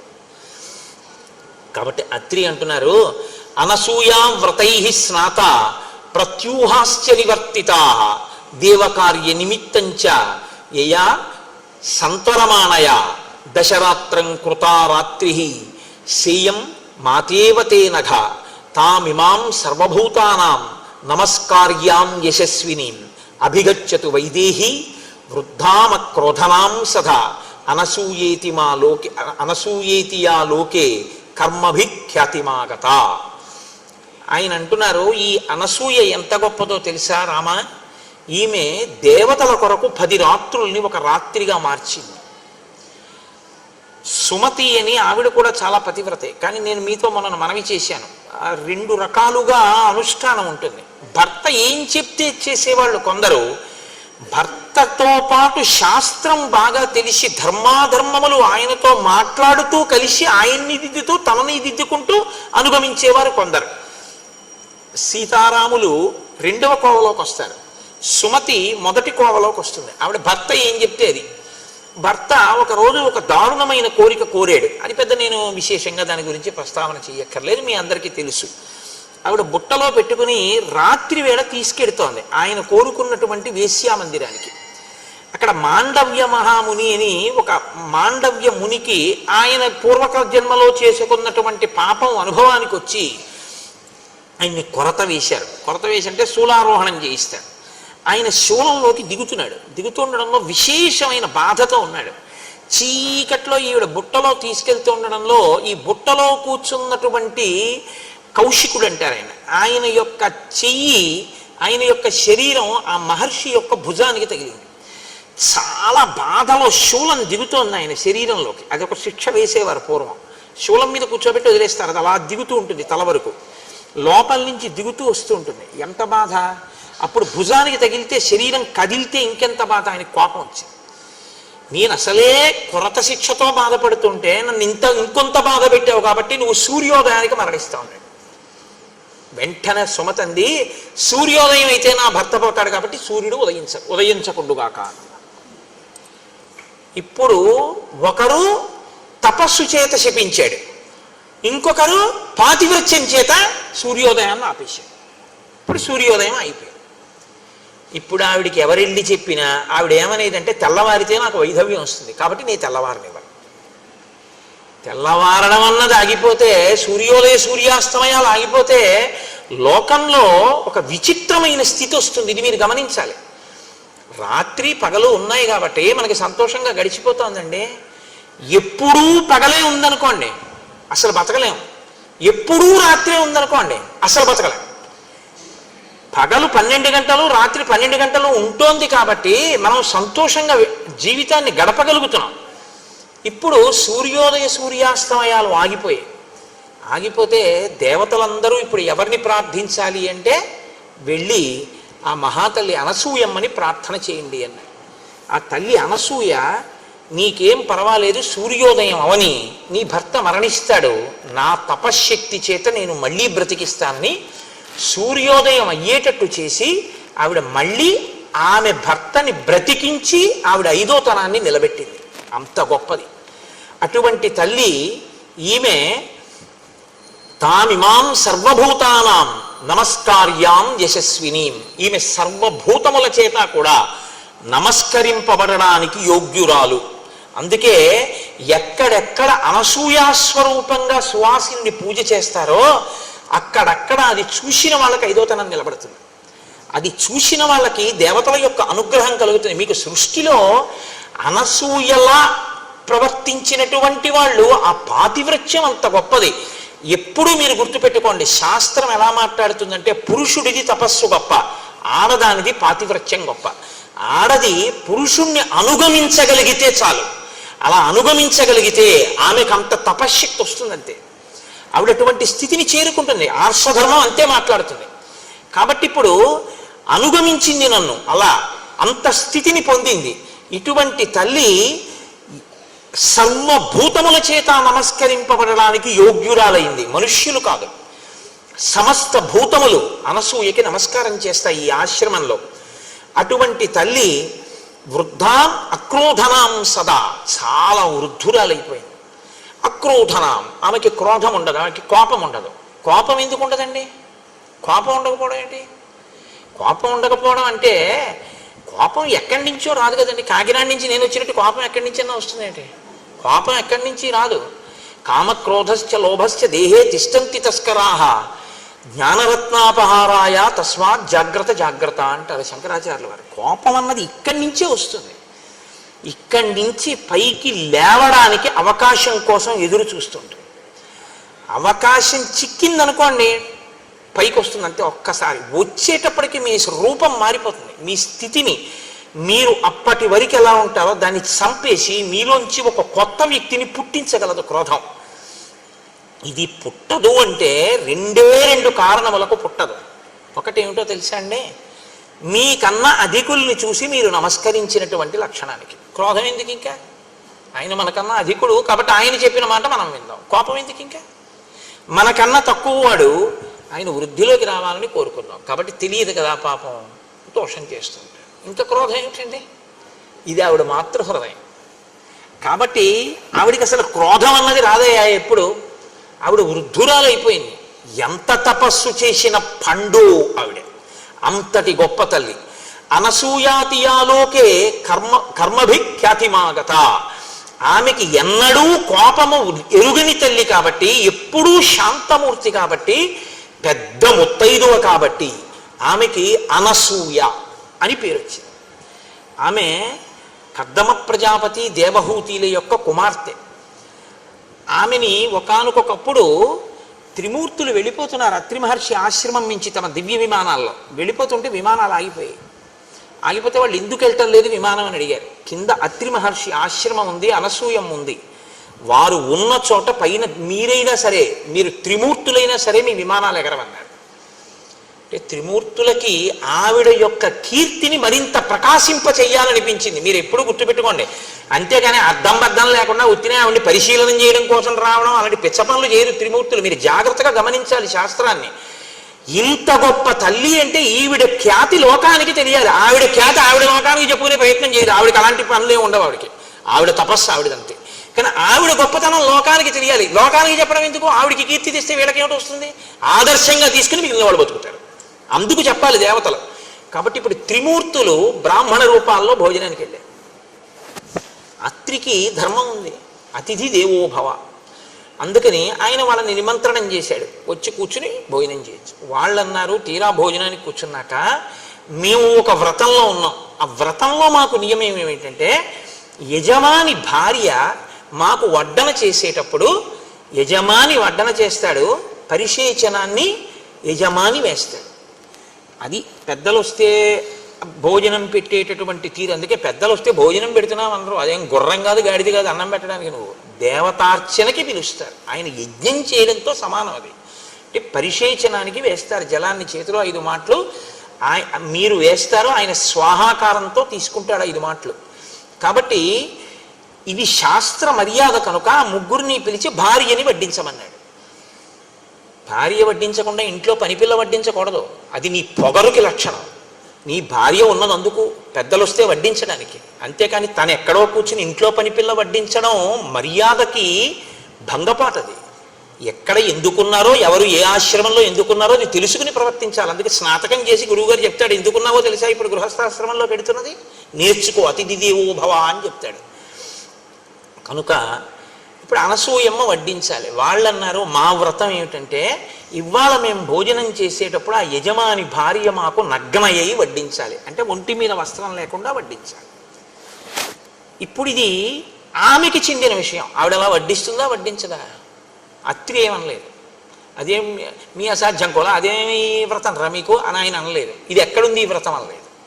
ఆయన వెళ్ళి భార్యని అడిగాడు. వాళ్ళకి అది నియమం అంట. ఎందుకంటే అతిథి కూర్చున్న తర్వాత నువ్వు ఏ కారణం చెప్పి లేపేయకూడదు. ఇది మర్యాద అండి మనకి శాస్త్రంలో. అంత ఉదారంగా మాట్లాడాయి మన శాస్త్రాలు.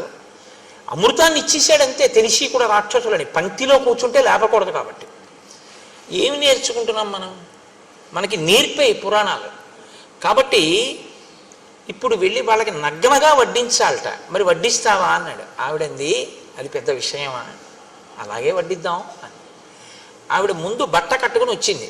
వచ్చి మంత్రాక్షతలు తీసుకొచ్చింది. మంత్రాక్షతలు అంటే నడుము విరగనటువంటి బియ్యానికి అక్షత అని పేరు. అది తన చేతిలో పట్టుకుని మంత్రాన్ని ఉపాసన చేసి తన తపశ్శక్తిని ప్రవేశపెడితే అవతల వారు దానికి లొంగవలసిందే.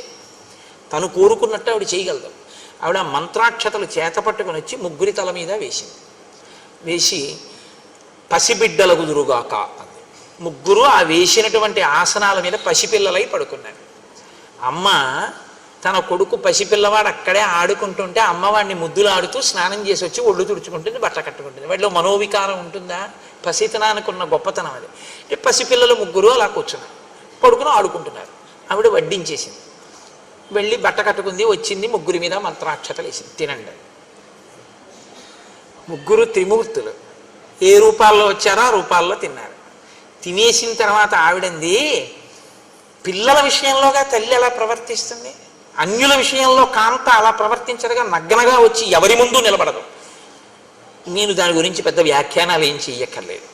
పసిపిల్లలైతే అమ్మ హృదయం వేరు, ఆ పసిపిల్లాడి మనస్సు వేరు.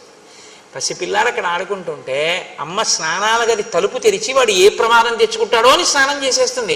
అమ్మ అలా ఉండబట్టి కదండి బతికి బట్టగట్టాం. అమ్మ ఆ ప్రేమ చూపించకపోతే మన బతుకులు ఎక్కడ ఉన్నాయి? కాబట్టి అమ్మతనం బిడ్డతనాన్ని చూస్తుంది. కాబట్టి ఇప్పుడు మీరు తిన్న తర్వాత కూడా నాకు అలాగే కనపడిందండి ఆవిడ. ఇప్పుడు వాళ్ళెవరు కనపడకుండా ఉండడానికి ఇంకా వాళ్ళ ప్రమేయం లేదు. ఆవిడ తపశ్శక్తి అంత గొప్పది. అన్నం తినేయడం అయిపోయిన తర్వాత ఆవిడ మళ్ళీ అక్షతలు తెచ్చి వేసేసింది. ముగ్గురు పసిపిల్లలు అయిపోయారు.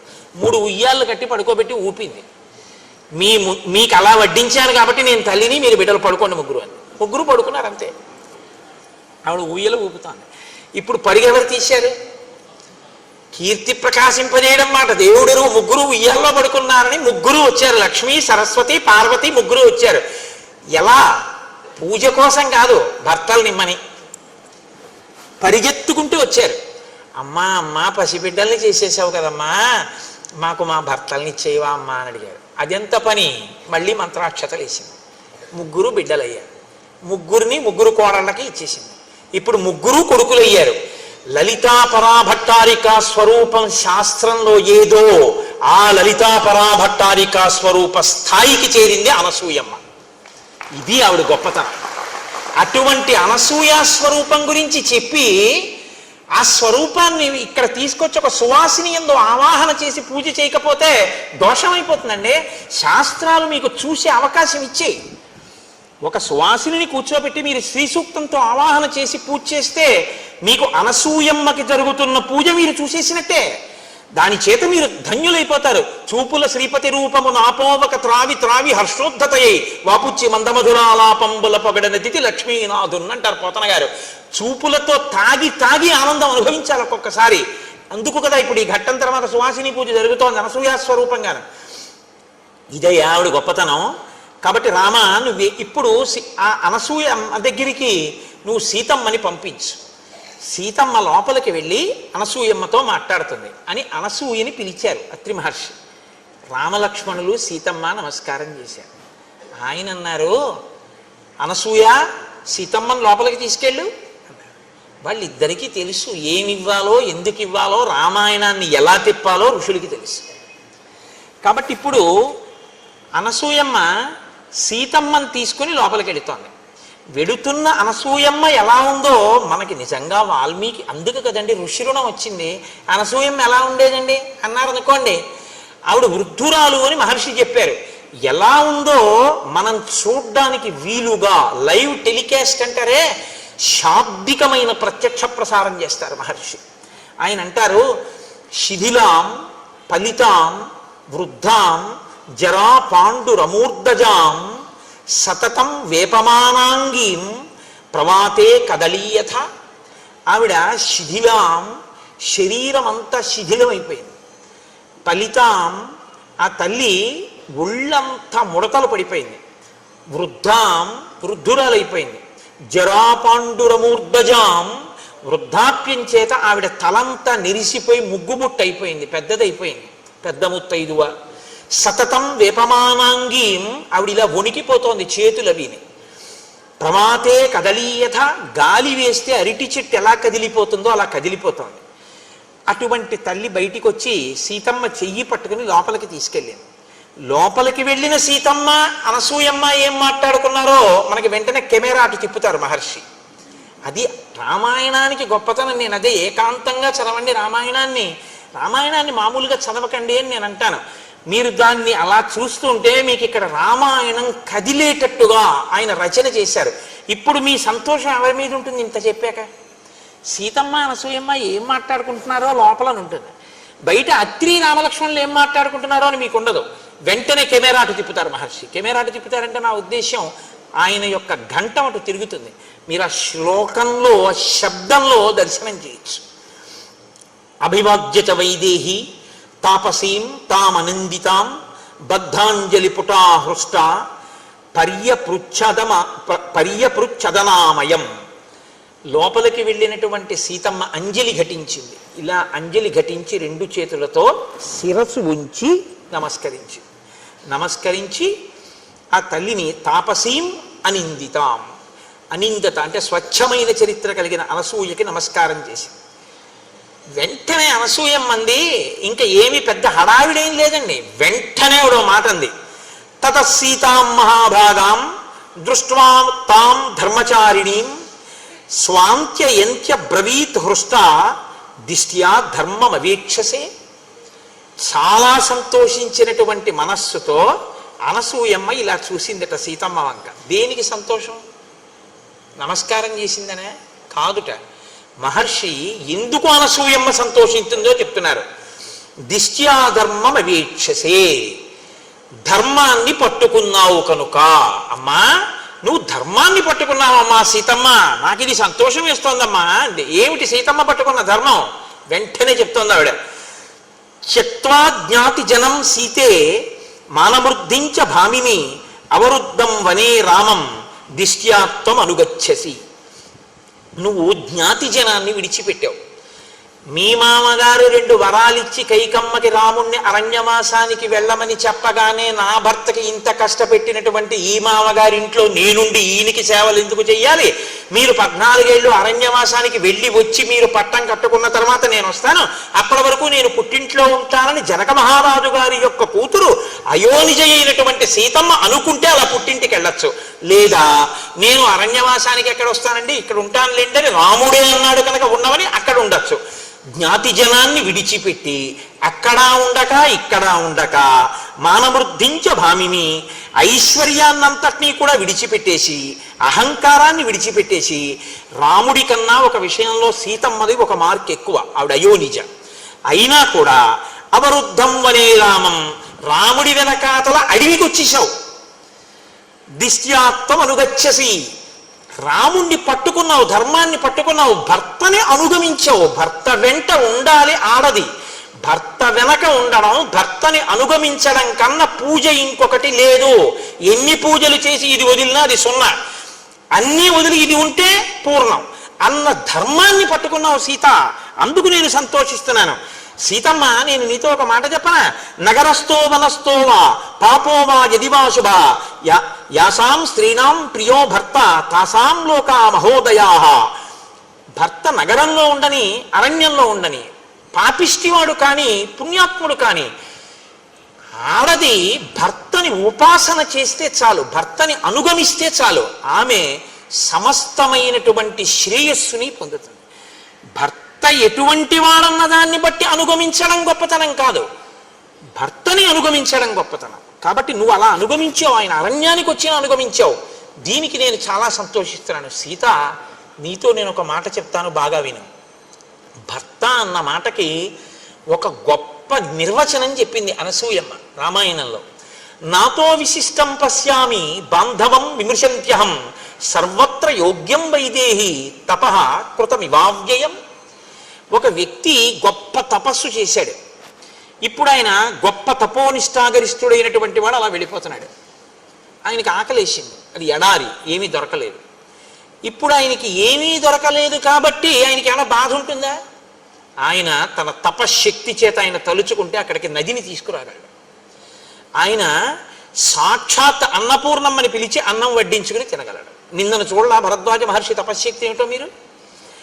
తపశ్శక్తి తన నుంచి వేరుపడకుండా తనలోనే ఉండి తనని రక్షిస్తున్నట్టు భర్త అనేటటువంటి వాడు భార్యకి సిద్ధమైన తపస్సు లాంటి వాడు, అలా రక్షిస్తూ ఉంటాడు. ఎక్కడికి వెళ్ళు ఆయన యొక్క అని కీర్తి పొందుతుంటాం. కాబట్టి అమ్మా, భర్త అంటే అంత గొప్పవాడమ్మా. నత్వేమవగచ్చంతి గుణదోషమసస్త్రియ కామ వ్యక్తవ్య హృదయ భర్తృనాథాశ్చరంత్యాహ. కొంతమంది ఈ లోకంలో కామమునకు లొంగినటువంటి వారై భర్త మీద తాము అధికారమును చెలాయించాలని, భర్తని తమ చెప్పు చేతల్లో పెట్టుకోవాలని, ఎప్పుడూ భర్త గురించినటువంటి విషయాలు తెలుసుకోవాలనేటటువంటి కుతూహలంతో ప్రవర్తిస్తూ తము యుక్తాయుక్త విచక్షణ మరిచిపోయి తామే ఏదో భర్తని చెప్పు చేతల్లో పెట్టుకుని నడిపించగలిగినటువంటి ప్రజ్ఞ ఉన్నవారమని ప్రవర్తిస్తూ ఉంటారు. అది చాలా నింద్యమైనటువంటి పని.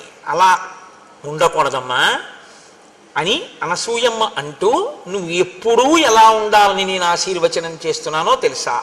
తదేవమేనం త్వమనువ్రతా సతి పతివ్రతానాం సమయానువర్తిని భవస్వభర్తు సహధర్మచారిణి యశశ్చ ధర్మంచ తతస్సమాప్స్యసి. నీకు ఎన్నడూ కూడా రామునే అనుగమించేటటువంటి లక్షణము ప్రకాశించి ఉండుగాక. ఎన్నడూ నీవు పతివ్రతవై ఉందువు కాక. నీవు ఎప్పుడూ సహధర్మచారిణివై ఉందువు కాక. దాని వలన నీకు లోకంలో విశేషమైనటువంటి ధర్మావలంబకురాలవన్న కీర్తి ప్రకాశించుగాక. లోకంలో దాంపత్యము అంటే ఇంక ఎవ్వరినీ చెప్పరు. వరుణ్ణి నారాయణుడిగా తీసుకొచ్చిన దాంపత్యం అంటే మాత్రం ఎలా బతకండి అని చెప్తారంటే సీతారాములే, సీతారాముల్లా బతకండి అంటారు. అంటే అంతగా ఒకరినొకరు అనుగమించిన వారై, ఒకరి మనసులో ఒకరుండి, ఆమెకు ఆయనకు అభేదమై ఇద్దరుగా తిరుగుతున్న ఒక్కరై బతకినటువంటి స్థితికి సీతారాముల దాంపత్యం పరాకాష్ఠగా ప్రతీకగా నిలబడుతుంది. కాబట్టి అనసూయమ్మ ఈ మాట చెప్పి సంతోషిస్తే సీతమ్మంది, అమ్మా నైతదాశ్చర్యమార్యాయ యన్మాం తమభిభాషసే విదితుం తు మమాప్యేతత్ యథా నార్యాః పతిర్గురుః. తల్లి, నీవు ఇంత మహాపతివ్రతవి కాబట్టి ఇటువంటి మాటలు చెప్పడం ఆశ్చర్యం లేదమ్మా. కానీ అమ్మా, నాకు కూడా ఈ విషయంలో మంచి పూనిక ఉంది. యథా నార్యాః పతిర్గురుః. పతి అనేటటువంటి వాణ్ణి ఎప్పుడూ ఆడది అనుగమించాలి అనేటటువంటి విషయంలో నేను పూనిక ఉన్నదానను. అమ్మా, లోకంలో గుణములు లేనటువంటి వాణ్ణి కూడా అనుగమించేటటువంటి వాళ్ళు ఉన్నారు పతివ్రతలై. తన కళ్ళెదుట వేరొక భార్యతో క్రీడిస్తున్నటువంటి వాణ్ణి కూడా క్షమించగలిగినటువంటి భార్యలు ఉన్నారు. లేదా మీకు రామాయణంలో ఏదైనా మండోదరి కనపడదా? మండోదరి పతివ్రత కాదా? మహాపతివ్రత. అమ్మ, వాళ్ళు గొప్ప తప్ప నేను రాముణ్ణి అనుగమించడం పెద్ద గొప్పతనం ఏముందమ్మా? రాముడు ఎటువంటి వాడో తెలుసా? కిం పునర్యో గుణశ్లాఘ్య సానుక్రోశో జితేంద్రియ స్థిరానురాగో ధర్మాత్మ మాతృవత్ పితృవత్ ప్రియ. అమ్మా, ఎన్ని గుణములు ఉన్నాయమ్మా మహానుభావుడికి! ఇంద్రియములను జయించినటువంటి వాడమ్మా, దయాళువమ్మా, స్థిరమైన అనురాగం ఉన్నవాడమ్మా. కొన్నాళ్ళు ఈ భార్య యందు అనురాగంతో ఉండి రేపు పొద్దున్న ఇంకో భార్యని స్వీకరించేటటువంటి లక్షణం ఉన్నవాడు కాదమ్మా ఆయన. స్థిరమైన అనురాగం ఉన్నవాడమ్మా. మాతృవత్ పితృవత్ ప్రియ. ఆయన తల్లి తండ్రి యందు ప్రేమ ఎలా ఉంటుందో నాకు రాముని యందు ప్రీతి అలా ఉంది, ప్రేమ అలా ఉంది. మీరు బాగా జ్ఞాపకం పెట్టుకోండి ఈ మాటలకు అర్థం. ఇవాళ ద మోస్ట్ డిస్టార్టెడ్ వర్డ్ ప్రేమ అంటే, నేను ఆంగ్ల భాష ఉపయోగించానని మన్నించండి, అంతగా ఏ పదము కూడా లోకంలో తప్పుగా వాడబడనటువంటి మాట ఏదైనా ఉంటే ప్రేమ అన్న మాటే. ప్రేమ అన్న మాటని ఎవరి ఇష్టం వచ్చినట్టు వాళ్ళు వాడేస్తున్నారు. కామము అన్న మాటని చెప్పవలసిన చోట అది చెప్పకుండా ప్రేమ అన్న మాటతో దాన్ని పూర్ణ చేస్తున్నారు. మీరు మాటని కానీ ఒక చోట చెప్పవలసిన దాన్ని ఇంకొక మాట పెట్టేస్తే జీవితాలు పడిపోతాయి. తెలుసా అండి? ఎందుకో తెలుసా? ప్రేమ అన్న మాటకు అర్థం ఏంటంటే, ప్రతిఫలాన్ని అపేక్షించకుండా అవతలి వ్యక్తి యొక్క అభ్యున్నతిని చిట్ట చివరి శ్వాస వరకు కోరుతూ వారి అభ్యున్నత కొరకు తన జీవితాన్ని కూడా పరిత్యజించగలిగినటువంటి స్థితి ఉన్నటువంటి వ్యక్తికి ప్రేమ కలిగిన వాడు అని పిలుస్తారు. ఇది ఎవరికి చెల్లుతుందంటే తల్లికి, తండ్రికి, గురువుకి, భర్తకి, వీళ్ళకి చెందుతుంది. ఎందుకనంటే ఒక తల్లి బిడ్డను ఎందుకు ప్రేమిస్తుంది? కడుపులో ఎందుకు పెట్టుకుంది? వైకుంఠం క్యూ కాంప్లెక్స్లో వెళ్ళిపోతున్నటువంటి చంటి పిల్లవాడు ఏడిస్తే, నిన్నగాక మొన్న పెళ్ళైనటువంటి యవ్వనంలో ఉన్న తల్లి పిల్లవాడు ఏడిస్తే ఏడిచాడు కానీ ఇంతమంది మగవాళ్ళ మధ్యలో నేను నా స్తన్యం ఇవ్వను అనకుండా, వాడు ప్రాణం ఎక్కడ పోతుందో అని అంతమంది మగవాళ్ళు ఉన్నారని కూడా చూడకుండా స్తన్యం ఇచ్చి పిల్లాడిని ఎందుకు పోషిస్తోంది? పిల్లవాడి మలమూత్రాలు ఎందుకు ఎత్తుతోంది? తన నెత్తుటిని పాలగా మార్చి పిల్లవాడికి ఎందుకు పడుతోంది? వాడు ఏడిస్తే వాడి చెవిలో చీమ దూరిందని ఏ భాష చేత తెలుసుకుంటోంది? ఇది అమ్మతనం. ఈ అమ్మతనం ఉందే, ఈ అమ్మతనమే లోకంలో మొట్టమొదటి దైవస్వరూపంగా గుర్తింపబడి గౌరవింపబడింది. ఈ అమ్మ ప్రాణం పోయేటప్పుడు ఆఖరణ కూడా ఆ కొడుకును ఒకసారి చూసి చచ్చిపోవాలనుకుంటుంది. నా కొడుకు ఒళ్ళో తలపెట్టుకు చచ్చిపోవాలనుకుంటుంది. కట్టుకున్నవాడు వాడు కొరివి పెడితే బాగుండనుకుంటుంది. వాడు వైద్యం చేయించకపోయినా, ఎందుకమ్మా వాడు అన్నం పెట్టాడా వైద్యం చేయించాడా, ఆ పిల్లవాడు నాశనం అయిపోతాడమ్మా అన్నారు అనుకోండి ఎవరైనా, వద్దమ్మా అంత మాట అనకండమ్మా, వాడలా 10 కాలాలు బతకనివ్వండి, అంతేకాని నాకు అన్నం పెట్టకపోతే ఏమిటి, పెద్దదాన్ని అయిపోయిన ఎన్నాళ్ళు ఉంటాను, ఇవాళ ఉంటాను, రేపు పోతాను, వృద్ధిలోకి రావలసిన వాడు వాడంటు. ఇది అమ్మ అంటుంది. నాన్నగారు అంటారు, గురువుగారు అంటారు. దీనికి ప్రేమ అని పేరు. అంతేకాని ఓ తల్లి తండ్రి కష్టపడి తన కడుపున ఒక అందమైన పిల్ల పుట్టింది, దాన్ని కన్యాదానం చేసి దాని జీవితాన్ని అభ్యున్నతిలోకి తీసుకొద్దామని నిరంతరం కలలు వాళ్ళు కంటే, నీ సొత్తులా నువ్వు ఎక్కడో ఆ పిల్లని చూసి అయితే నాది కావాలి లేకపోతే ఎవరికో కాకూడదని నువ్వు ఆమె మీద యాసిడి పోసి ప్రేమ అని పిలవడం నీ కామానికి పరాకాష్ట తప్ప ప్రేమ ఎలా అయింది? ప్రేమ అన్న మాట వక్రంగా వాడకూడని రీతిలో వాడబడుతోంది. వాడి పాడు చేస్తున్నారు. ఇవాళ పిల్లలది కాదు తప్పు, పెద్దలదే తప్పు. ఇవ్వకూడని మాట మీరు అందించేశారు పిల్లలకి. వాడు ఆ మాట వాడుతున్నాడు. నేను కామించానని చెప్పండి వాడిని. మరి చెప్పలేడు, సిగ్గుపడతాడు. కామించడం అంటే ఏమిటో తెలుసా అండి? కోరడం, నాకే దక్కాలని అడగడం, దక్కకపోతే వ్యగ్రత కలగడం, దానికి కామం అని పేరు.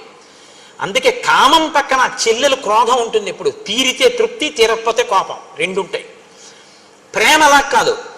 వాడు చూశాడు సంతోషం, చూడలేదు సంతోషం, రెండిటికీ ఆశీర్వచనమే. ప్రేమని పట్టుకెళ్ళి కామం దగ్గర ప్రేమ వాడతావా? నువ్వు వాడి ఎన్ని లక్షల కుటుంబాల్లో అగ్నిహోత్రం పోసేసావు. నేను అందుకే మనవి చేస్తున్నాను, రచయితలు తమ బాధ్యతలు గుర్తించవలసి ఉంటుంది. చేతికి కలం ఉందని ఇష్టం వచ్చినట్టు పదాలు వాడి యువతరాన్ని పాడు చేసే అధికారం ఎవరికి లేదు. నేను ఈ మాట అంటే నాకు ఒక సినీ రచయిత ఫోన్ చేశాడు ఒకప్పుడు.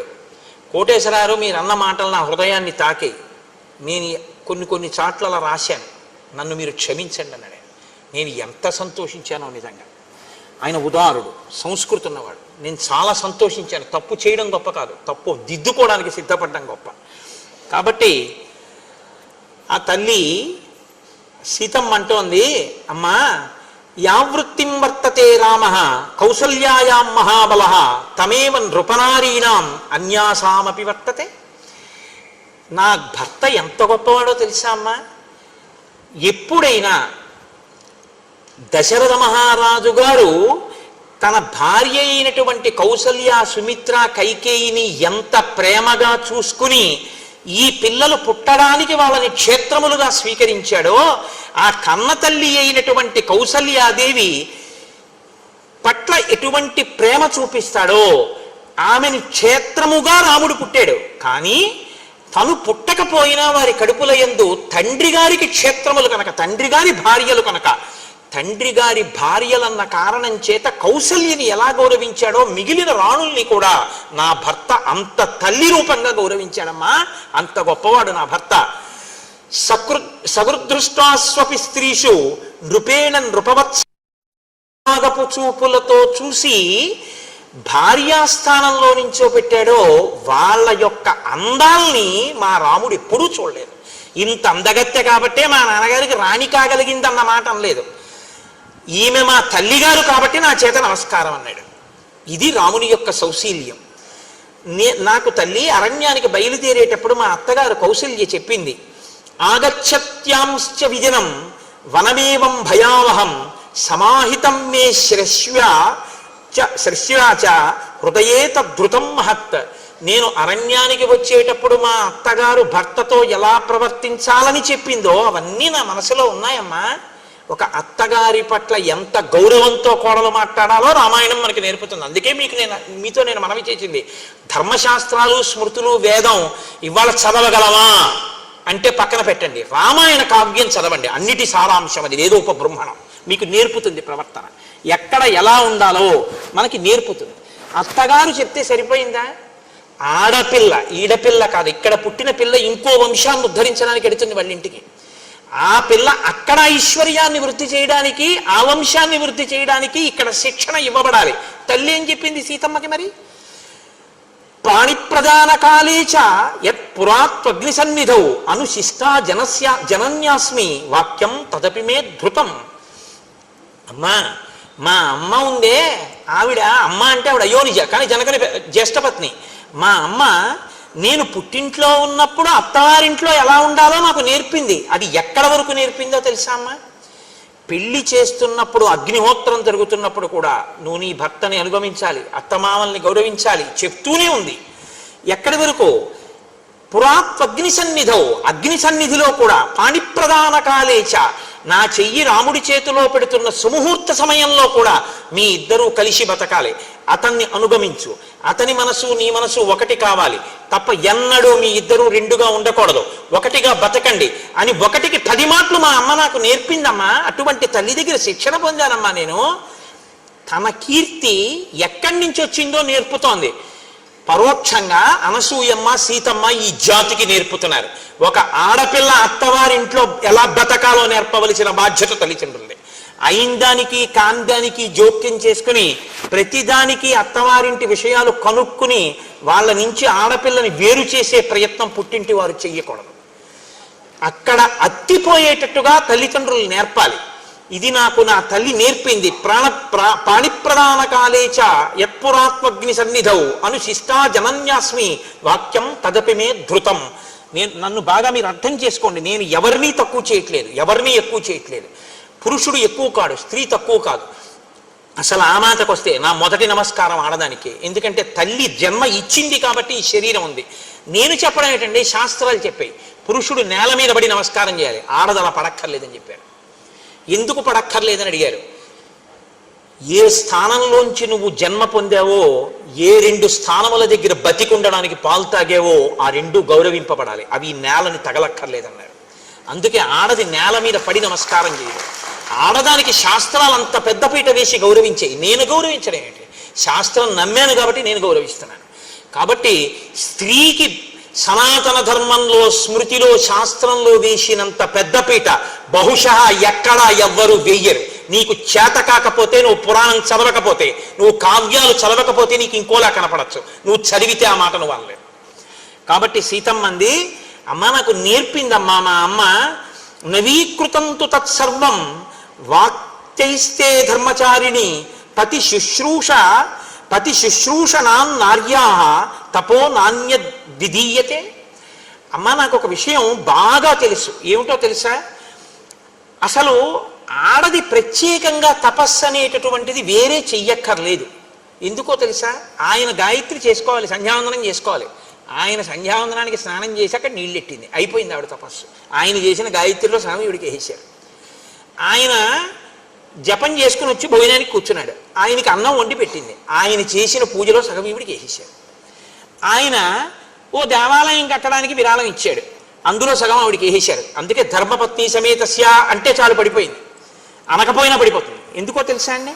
అలా ఓ దేవాలయం కట్టడానికి విరాళం ఇవ్వడానికి కావలసిన రీతిలో ద్రవ్యాన్ని ఆర్జన చెయ్యడానికి, పురుషుడు తిరగడానికి కావలసిన బలాన్ని సంతరింపజేయడానికి వంట చేసి పెట్టింది ప్రేమతో. కాబట్టి సగం ఫలితం ఆవిడికి వేశారు. కాబట్టి అమ్మా, ఆడదానికి తపస్సు అంటే భర్తని సంతోషంగా ఉంచడమే. ఇది లోకంలో ఎందుకు చెప్పారో తెలుసా అండి ఇంత గొప్ప మాట? భర్తకి శాంతి స్థానం భార్య, భార్యకి శాంతి స్థానం భర్త. బయట ఎన్ని ఇబ్బందులు కలగనివ్వండి, భార్య సంతోషంగా పలకరిస్తే ఆయన సంతోషిస్తాడు.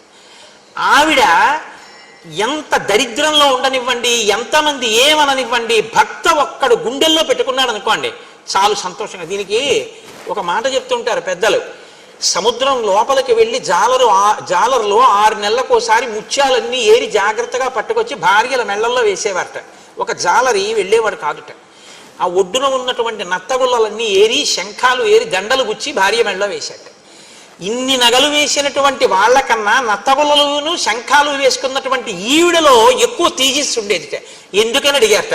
రోజు మా ఆయనకి నేను ఎదురుగుండా ఉండి కనపడి నా ముఖం చూస్తే ఆయన సంతోషిస్తారు, ఇంతకన్నా ఏం కావాలి? 6 నెలలు సముద్రంలోకి వెళ్ళి తెచ్చిన ముత్యాలు వేసుకుంటేనే తృప్తి, అందుకని ఈవిడ ముఖం ఎక్కువ శోభించింది అన్నారు. ఆవిడికి ఈయనకి ఆవిడ శాంతి స్థానాలు. ఆ శాంతి పాడు కాకుండా చూడాలి. కొత్తదనం శాంతి పాడవడానికి కారణం. ఎంతో కలిసి ఉంటాయి కుటుంబాలు. తెలిసి తెలియని తనంతో గబుక్కుని వచ్చి భార్య నేరం చెప్పింది అనుకోండి ఎవరి మీదో, ఏమిటండి మీ తమ్ముడు అలా మాట్లాడుతుంటాడు అస్తమానం, నా మనసు చిన్నబుచ్చుకుంటోంది అంటే, అతనికి అప్పటి వరకు తమ్ముడితో కలిసి ఉన్నవాడికి తమ్ముడి మీద కోపం వస్తుంది. అందుకే సన్నికళ్ళు తొక్కించి మంత్రం చెప్తారు పెళ్లిలో. అమ్మ, ఈ రాయి తొక్కిన, గౌరవించిన, పచ్చడి చేసిన, పసుపు కొమ్మెట్టిన ఎంత స్థిరంగా ఉందో, నువ్వు అత్తవారి ఇంట కూడా కొంచెం ఓర్చుకుని ఆ స్థిరభావంతో ఉండు, లేకపోతే గడపలు చాలా అయిపోతాయమ్మా. ఈ ఐకమత్యత విచ్ఛిన్నం అయిపోతుంది. నువ్వు కొంచెం గట్టిగా నిలబడితే కుటుంబాలు కలిసి ఉంటాయి అని ఉదార బుద్ధితో వేదం నేర్పుతుంది. ఆడపిల్లకి ఎంత నేర్పుతుందో మగపిల్లవాడికి అంతా నేర్పుతుంది. చూసండి, అన్నీ మాకేనా అనకండి, మళ్ళీ అన్నీ నేర్పుతుంది. ఇప్పుడు నేను వివాహ మంత్ర ప్రాశస్త్యము అన్న విషయం మీద మాట్లాడటం లేదు కాబట్టి నేను వాడి జోలికి ఎక్కువగా వెళ్ళటం లేదు. కాబట్టి అమ్మా, నాకు ఈ విషయం తెలుసు. ఇలా పతిని అధిగమించినటువంటి సావిత్రి, రోహిణి మొదలైనటువంటి వాళ్ళు దేవలోకాల్ని చేరుకున్నారు అన్న విషయం కూడా నాకు తెలుసు అని ఆ తల్లి అంది. అమ్మా, నేను చాలా సంతోషించానంటే అనసూయమ్మంది, కింతే కరవాణి బ్రవీహిమే, నీకు ఒక వరం ఇద్దాం అనుకుంటున్నాను, ఏం వరం కావాలో కోరుకో, నీ మాటలకి సంతోషించాను సీతమ్మ అంది. అంటే ఆవిడంది, కృతమిత్యబ్రవీత్ సీత తపోబల సమన్వితాం. అమ్మా, నాకు ఇంకా వేరే కోరికలు ఏంటమ్మా, నాకు ఇంకా వేరే కోరికలు ఏమక్కర్లేదు, నువ్వు ఇంత మంచి మాటలు చెప్పావే అవే నాకు కోరికలు. ఈ మంచి మాటలు వినాలని కోరుకోవాలి. కాబట్టి అమ్మా, ఇంత మంచి మాటలు చెప్పావు, ఇంకింతకన్నా వరం ఏమిటమ్మా, నాకేం అక్కర్లేదు అంటే ఆవిడంది, కాదు కాదు, నేను ఏదో ఒకటి చేస్తే తప్ప నాకు తృప్తి లేదు. ఇదం దివ్యం వరం మాల్యం వస్త్రమాభరణాని చ అంగరాగంచ వైదేహి మహార్షం చానులేపనం మయాదత్తమిదం సీతే తవ గాత్రాణి శోభయేత్ అనురూపమసంక్లిష్టం నిత్యమేవ భవిష్యతి అంగరాగేణ దివ్యేన లిప్తాంగీ జనకాత్మజే శోభయిష్యసి భర్తారం యథా శ్రీర్విష్ణుం అవ్యయం. ఎంత గొప్ప మాటలు వేసేస్తారండి మహర్షి నిజంగా. సీతమ్మ, నీకు నేను బట్టలు ఇస్తున్నాను, ఈ బట్టలు నలగవు. నీకు అంగరాగములు ఇస్తున్నాను, ఇవి ఎప్పుడు శోభ తరగవు. అంగరాగములంటే శరీరముల యొక్క అంగముల యొక్క కాంతిని ఉద్దీపనం చేసేవి. ఇప్పుడు ఒక నుదురు ఉందనుకోండి, ఆ నుదురుగా అందం కన్నా నుదుటి మధ్యలో భ్రూమధ్యమునందు బొట్టు ఉంచుకోండి, అందం దిగుడీకృతం అవుతుంది. ఎక్కడ ఏది పెట్టుకుంటే ఆ అంగములు శోభిస్తాయో దాన్ని అంగరాగం అంటారు. బొట్టు, చందనము ఇటువంటివి. అనులేపనము అంటే ఒంటికి రాసుకోవడం వల్ల శోభస్కరంగా ఉంటుంది. అంటే ఈ రోజుల్లో చెప్పాలంటే ఓ పౌడరు, ఫెయిర్ అండ్ లవ్లీ అనొచ్చేమో. కాబట్టి అంగరాగములు, అనులేపనములు ఇవి ఎప్పటికీ తరిగిపోయేవి కావు. ఓ గంట క్రితం రాసుకున్న పౌడర్ గంట పోయిన తర్వాత కుళ్ళుకంపు వస్తుంది. అలా కాదమ్మా, ఇవి రాసుకుంటే ఎప్పటికీ అలాగే ఉంటుంది సువాసన. అలా ఎలా ఉంటుంది? ఆవిడ తపశ్శక్తి అటువంటిది. కాబట్టి నేను ఇటువంటివి నీకు ఇస్తున్నాను, ఇవి నువ్వు ధరించి రాముడికి కనపడవు. భార్య అందానికి సంతోషించవలసినటువంటి అధికారం లోకంలో భర్తదొక్కడిదే. ఆమె యొక్క అదృష్టానికి సంతోషించగలిగినటువంటి సుసంపన్నమైన హృదయం బిడ్డలందరిది. అందుకే కదా మనకు అమ్మవారు 2 రూపాల్లో ఉంటుంది. శివకామ సుందరి, లలితా త్రిపుర సుందరి. శివకామ సుందరిగా ఉంటే శివుని మనసులో కామం కలిగించగలిగినటువంటి భార్య, ఆయనకొక్కరికే అందం. మనకో లలితా త్రిపుర సుందరి, లోకానికంతటికీ జగజ్జనని, మనకే అమ్మ, ఆయనకి భార్య అయిన అందగత్తె. ఇది ఈ హృదయం కనపడాలి. ఇప్పుడు ఎవరికి కనపడాలి? రామలక్ష్మణుల దగ్గరికి వెడితే రాముడు ఆవిడ్ని చూస్తే నీలతో ఇద మధ్యస్థ విద్యుల్లేకే భువాస్వర, లక్ష్మితో కూడిన నారాయణుడిగా కనపడాలి ఇప్పుడు ఆ ఆనందంతో. లక్ష్మణుడు, అమ్మ మా వదిన ఎంత అదృష్టాన్ని పొందిందో, మా వదినమ్మకి ఇంత అదృష్టం కలిగిందని వదిన పక్కన అమ్మ చేర్చి వదినమ్మ అని మా వదినమ్మ ఇవన్నీ రాసుకొని 10 కాలాలు 5వ తనంతో ఇలా ఉండాలని బిడ్డడు కోరుకున్నట్టు సంతోషించాలి సీతారాముల్ని చూసి. లక్ష్మీనారాయణులు లక్ష్మణుడికి కనపడాలి. సీతమ్మని చూసి సంతోషించినటువంటి ఆ శోభని చూసి సంతోషించినటువంటి హృదయపు పొంగు రాముడి ముఖంలో కనపడాలి. ఇవి అలా కనపడ్డాయిట వాళ్ళ దగ్గర. మనం ఎలా బతకాలో నేర్పుతారు. ఓ దంపతులు వస్తుంటే వాళ్ళిద్దరినీ చూసి అబ్బా లక్ష్మీనారాయణుల్లో ఉన్నారని నువ్వు అనగలగాలి. కాకి ముక్కుకి దొండపండు అన్న మాట దంపతుల మధ్య అనకూడదు, గుర్తుపెట్టుకోండి, ఎప్పుడు అనకూడదు. ఆవిడ చాలా బాగుంటుంది కానండి ఆయన బాగుండడనో, ఆయన చాలా బాగుంటారు కానండి ఆవిడేం బాగుండదనో, అంత మహానుభావుడికి ఆవిడ భార్య ఏమిటండనో, ఆవిడికి ఈయన భర్త ఏమిటండనో ఎప్పుడు అనకూడదు. ఎప్పుడూ దంపతుల మధ్యలో ఏమనాలంటే వారు ఒకరికొకరు తగినవారనే అనాలి. అందుకే శంకర భగవత్పాదులు శివానంద లహరి చేస్తే పార్వతీదేవి గొప్ప పరమశివుడు గొప్ప అంటే కళాభ్యాం చూడాలంకృత చికళాభ్యాం నిజతపఫలాభ్యాం అంటారు. ఒకరికొకరు ఒకరి తపస్సుకొకరు ఫలమైన వారంటారు. రుక్మిణీ కళ్యాణం చేస్తే పోతన గారు తగునీ చక్రి విదర్భరాజతకున్ తథ్యంబు వైదర్భయుం తగునీ చక్రికి ఇంత మంచి తగునే దాంపత్యమీ ఇద్దరిని తగులం కట్టిన బ్రహ్మ నెర్పరి కదా దర్పాహ తారాతి అయ్యి అంటారు. ఒకరికొకరు తగిన వారంటారు. పెద్దలైన వారు అలా మాట్లాడతారు. పెద్దరికం లేని చిన్న మనసులు లేకి మనసులు ఇంకోలా మాట్లాడతాయి. నీ మనసుని నువ్వు సుసంపన్నం చేసుకోవాలి. ఈ విషయాన్ని మనకి నేర్పుతుంది రామాయణం. కాబట్టి ఇప్పుడు సీతమ్మ తల్లి ఎంతో సంతోషంతో ఆ బట్టలు కట్టుకుని ఆ అంగరాగములు రాసుకుని ఆ అనసూయమ్మని సేవించింది. సేవించిన తరువాత అనసూయమ్మంది నీ కళ్యాణం గురించి నేను ఏదో విన్నాను, చాలా గొప్పగా చెప్తారు, ఏదో ఓసారి నీ కళ్యాణ ఘట్టం చెప్పండి. అప్పుడు చెప్తోంది కొన్ని రహస్యాలు. ఇవి బాలకాండలో మహర్షి చెప్పలేదు, ఇక్కడ చెప్తున్నారు. తస్య లాంగలహస్తస్య కర్షత క్షేత్రమండలం అహం కిలోత్థిత భిత్వా జగతీం నృపతేహే సుత. కొంతమంది ఏమంటారంటే ఏదో నాగటి చాలుకు దొరికింది, మందసంలో దొరికింది, పెట్టెలో దొరికింది అంటారు. సీతమ్మ అలా చెప్పలేదు.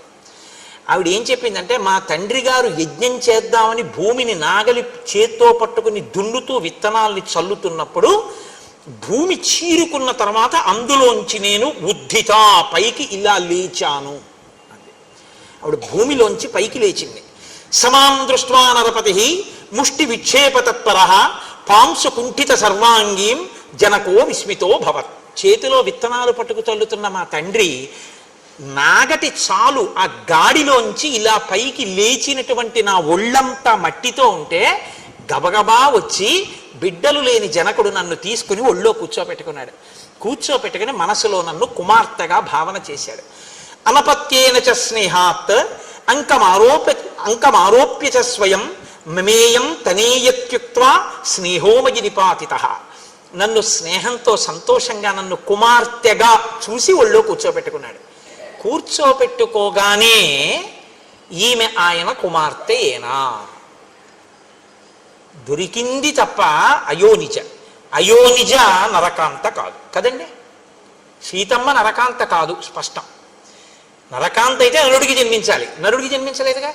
అయోనిజ కాబట్టి నరకాంత మాత్రం కాదు. నరకాంత మాత్రం కాదు కాబట్టి యోని సంభవ కాదు కాబట్టి దేవతాకాంత. ఇప్పుడు ఈమె నాకు కూతురు అని నేను ఎలా చెప్పాలి సమాజంలో అంటే అశరీరవాణి పలికిందిట పైనుంచి. అంతరిక్షేచవాగుప్త అప్రతిమా మనుషీకిల ఏవమేతన్నరపతే ధర్మేణ తనయాతవా. ఈమె నరకాంత కాదు, ఈమె అయోనిజ అయినా నీకే దొరకాలని నాగటి చాలు పెట్టి దున్నుతున్నప్పుడు భూమిని చీల్చుకుని భిత్వా అన్నారు.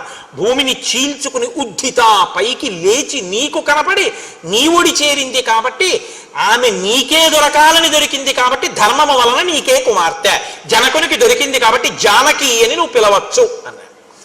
అందుకునమ్మా నేను జనకుడికి కూతురుని అయ్యాను తప్ప ధర్మంలో నేను వీరికి కూతురునని చెప్పడం కుదరదు అంటే అన్యాపదేశంగా చెప్పేసింది. అసలు నేను నరకాంతన కాను, నేనే శ్రీ మహాలక్ష్మిని. తత ప్రహృష్టో ధర్మాత్మా పితామే మిథిలాధిప అవాప్తో విపులాం బుద్ధిం మామవాప్య నరాధిప. మా నాన్నగారు చాలా సంతోషంగా నన్ను తీసుకెళ్లి పెంచి పెద్ద చేశారు, మా అమ్మగారు కూడా సంతోషించారు. కానీ మా నాన్నగారు ఎక్కడ బెంగ పెట్టుకున్నారో తెలుసా అమ్మ? అయోనిజాం హిమాం జ్ఞాత్వా నాధ్యగచ్చద్విచింతయన్ సదృశం చానురూపంచ మహీపాలపతిం మమ. అయోనిజ అయినటువంటి ఈ పిల్లకి నేను భర్తను ఎక్కడి నుంచి తీసుకురావాలి, ఎవరికిచ్చి పెళ్లి చేయాలి, ఎలా తెలుస్తుంది అని మా నాన్నగారు బెంగ పెట్టుకున్నారు. అందుకని శివధనస్సును అక్కడ పెట్టించాడమ్మా. ఎవడు శివధనస్సు ఎత్తాడో వాడే శివుడు. శివుడు విష్ణు సహస్రనామంలో విష్ణువుకి శివ అని నామం లేదు. శివుడు అంటే మంగళకరుడు. మంగళకరుడు అంటే ఎవరు? మంగళములకు మంగళం ఏమిటంటే శివ అంటే బతికుండడమే శివ. లోపల ప్రాణం ఉంటే మంగళం, ప్రాణం లేకపోతే అమంగళం. కాబట్టి అంతటా వ్యాపించి లోపలికి కూడా వెళ్ళేటటువంటి వాయు రూపంలో ఉండి అంతటా పరివ్యాప్తమైనటువంటి రూపం విష్ణువు. అంతటా ఉన్నది ఆత్మ, ఆత్మగా ఉన్నది శివుడు, శివుడు విష్ణువు అభేదం. కాబట్టి శివ ధనస్సు ఎవరెక్కు పెడతారో వాడే ఈ సీతమ్మని భరించగలిగిన భర్త. విష్ణువు ఈ లోకంలో నరుడిగా జన్మించాలని గుర్తుపట్టాలంటే శివధనస్సు ఎక్కువ పెట్టాలని విష పెట్టాలి. అందుకని నన్ను వీర్యశుల్కని చేశాడు మా నాన్న. స్వయంవరం ప్రకటించి ఎవరు శివధనస్సు ఎక్కువ పెడతారో వాళ్ళకిస్తాను అన్నాడు. మహాయజ్ఞే తదా తస్య వరుణేన మహాత్మన దత్తం ధనుర్వరం ప్రీత్య తూణీచ అక్షయ సాయకౌ. వరుణుడు ఇచ్చినటువంటి ఆ అక్షయబాణ తూణీరములు శివధనస్సు మా ఇంట్లో ఉన్నాయి కాబట్టి ధనస్సు ఎక్కువ పెట్టిన వాడికి ఇస్తాను అన్నాడు. కానీ అమ్మ ఏమైందో తెలుసా, రామచంద్రమూర్తి వచ్చారు ఒకప్పుడు. వచ్చి ఈ శివధనస్సుని ఎక్కువ పెట్టాడు. అప్పటికి లోకంలో కొన్ని కోట్ల మంది నన్ను భార్యని చేసుకోవాలని చూస్తున్నారు. ఎవరు శివధనస్సుని ఎక్కువ పెట్టలేదు, నేను ఎవరికి భార్యని కాలేదు. ఇప్పుడు రాముడు శివధనస్సు ఎక్కువ పెడితే నన్ను ఇస్తానని మా నాన్నగారు అన్నారు. కాబట్టి రాముడు ఎంత సంతోషించాలి, యవ్వనంలో ఉన్న యువకుడైన రాముడు. అందులో సీతమ్మ స్వరూపం అంటే మాటలా, జగదేక సుందరి ఆ తల్లి. అటువంటి తల్లిని తతోహం తత్ర రామాయ పిత్రా సత్యాభిసంధిన నిశ్చితా దాతుముద్యమ్య జలభాజనముత్తమం. శివధనుర్భంగం జరగగానే పిల్లనిచ్చేస్తానని మా నాన్నగారు ఒక స్వర్ణ కలశంలో నీళ్లు పట్టుకొని గబగబా వచ్చారు, నన్ను తీసుకొచ్చారు. సీత నిన్ను కన్యాదానం చేసేస్తున్నాను రాముడికి అన్నారు. అప్పుడు రాముడు ఏమన్నాడో తెలుసా అమ్మా, ఇవ్వడానికి నువ్వెవరు, పుచ్చుకోవడానికి నేనెవరు. మా గురువు గారు విశ్వామిత్రుడు ధనస్సు ఎక్కువ పెట్టమన్నారు, ఎక్కువ పెట్టాను. నువ్వు ఎవరైనా ఎక్కువ పెడితే ఎక్కువ పెట్టండి అన్నావు, క్షత్రియుణ్ణి కాబట్టి ఎక్కువ పెట్టాను. ఇక పిల్లనివ్వడం అంటావా, నువ్వు ఇస్తానన్నావు కానీ పుచ్చుకోవడానికి నేను ఒప్పుకోవద్దు. అది పుచ్చుకోవడానికి వస్తువు కాదు పిల్ల. ఇప్పుడు నేను పుచ్చుకున్న తర్వాత నా భార్య అవుతుంది. నా భార్య అయితే దశరథ మహారాజు గారికి కోడలవుతుంది. కోడలైతే ఆ వంశ గౌరవాన్ని నిర్ణయిస్తుంది. కాబట్టి వంశ గౌరవాన్ని నిర్ణయించేటటువంటి కోడల స్థానంలో కూర్చోవలసిన వ్యక్తిని నిర్ణయించే అధికారం మా నాన్నగారిది.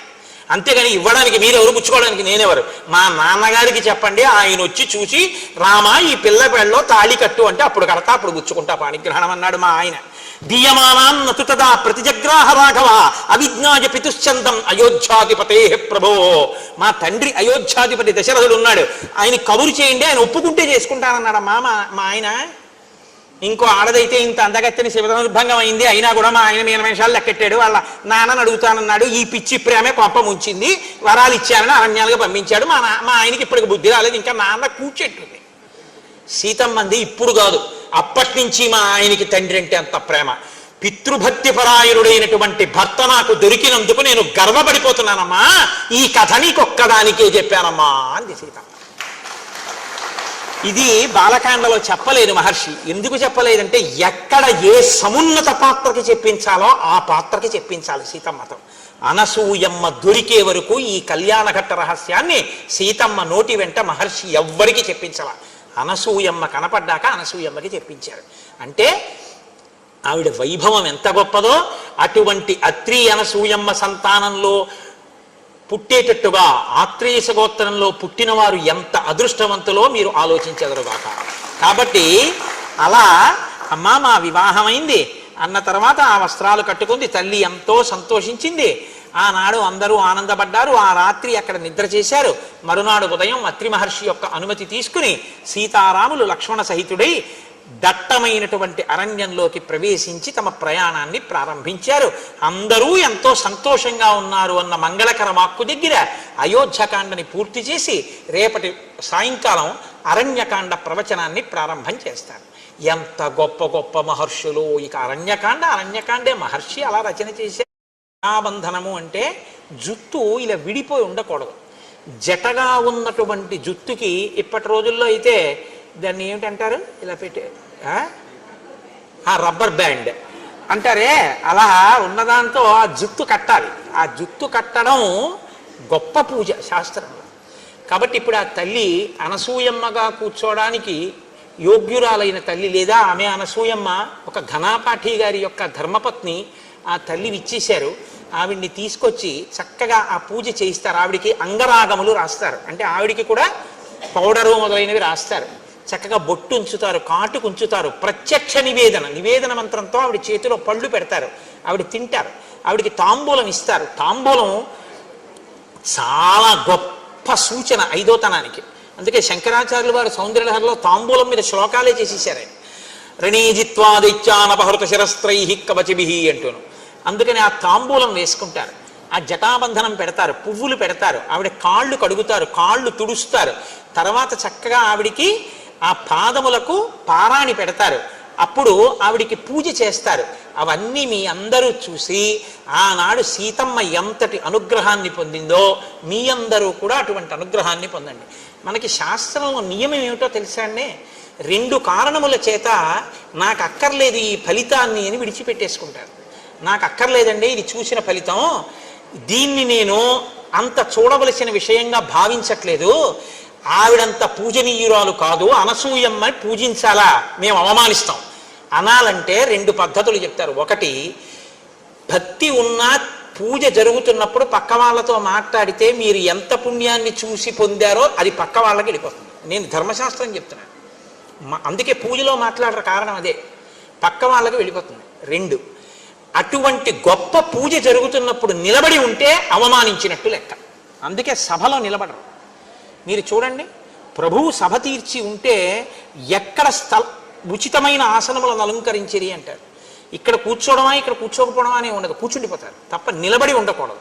ఇది విన్నాక కూడా నిలబడితే దాని అర్థం ఏమిటనుకోవాలి నేను? అంటే అనసూయమ్మ పూజ పట్ల మాకు ఆ గౌరవం లేదయా నువ్వు చెప్తున్నావు కానీ అని వారు అంటున్నారని నేను గుర్తించవలసి ఉంటుంది. అలాంటి వారు ఈ సభలో ఉన్నారని నేను అనుకోవట్లేదు. కాబట్టి చోటు లేకపోతే వాళ్ళు ముందుకొచ్చి కూర్చోవడానికి అవకాశం ఇచ్చినాం. ఒకవేళ అక్కడ చోటు లేకపోతే మీరు యథేచ్ఛగా ముందుకొచ్చి కూర్చోవచ్చు నిలబడిన వారు, తప్ప ఎవరు నిలబడి మాత్రం ఉండకూడదు. ఇప్పుడు మనం పెట్టుకున్నటువంటి నియమాన్ని అనుసరించి 10 మాటలు రామనామం చెప్పేద్దాం. ఈలోగా తల్లిని తీసుకుని వస్తారు. ఏరండి ఆ తల్లి ఏరి? ఆవిడ్ని తీసుకొచ్చి కూర్చోబెట్టండి, మేము 11 మాటలు రామనామం చెప్పేస్తాం ఈలోగా. మంగళ వాయిద్యమా? అయితే 1 నిమిషం ఆగండి, నేను రామనామం చెప్పాక చెప్తా. కోరి కొలిచిన వారికెల్లను కొంగు బంగారు రామనామము, రామనామము రామనామము రమ్యమైనది రామనామము, వాద భేదాతీతమగు వైరాగ్యమే శ్రీరామనామము, రామనామము రామనామము రమ్యమైనది రామనామము, ఆంజనేయుని వంటి భక్తులకు ఆశ్రయము శ్రీరామనామము, రామనామము రామనామము రమ్యమైనది రామనామము, నీలమేఘ శ్యామలము నిర్మలము శ్రీరామనామము, రామనామము రామనామము రమ్యమైనది రామనామము, జానకీ హృత్కమలమందున అలరుచున్నది రామనామము, రామనామము రామనామము రమ్యమైనది రామనామము, 3 నదులను దాటు వారికి మోక్షలక్ష్మియ రామనామము, రామనామము రామనామము రమ్యమైనది రామనామము, భక్తితో ప్రహ్లాదుడడిగిన వరములు సగెను రామనామము, రామనామము రామనామము రమ్యమైనది రామనామము, ఎందరో మహానుభావుల డంగమాయను రామనామము, రామనామము రామనామము రమ్యమైనది రామనామము, కోటి జన్మల పాపమెల్లను రూపుమాపును రామనామము, రామనామము రామనామము రమ్యమైనది రామనామము, పాలు మీగడ పంచదారల పక్వమే శ్రీరామనామము. రామ మహేశ్వర బ్రహ్మార్పణమస్తు. స్వస్తి. అయ్యా తీసుకురండి.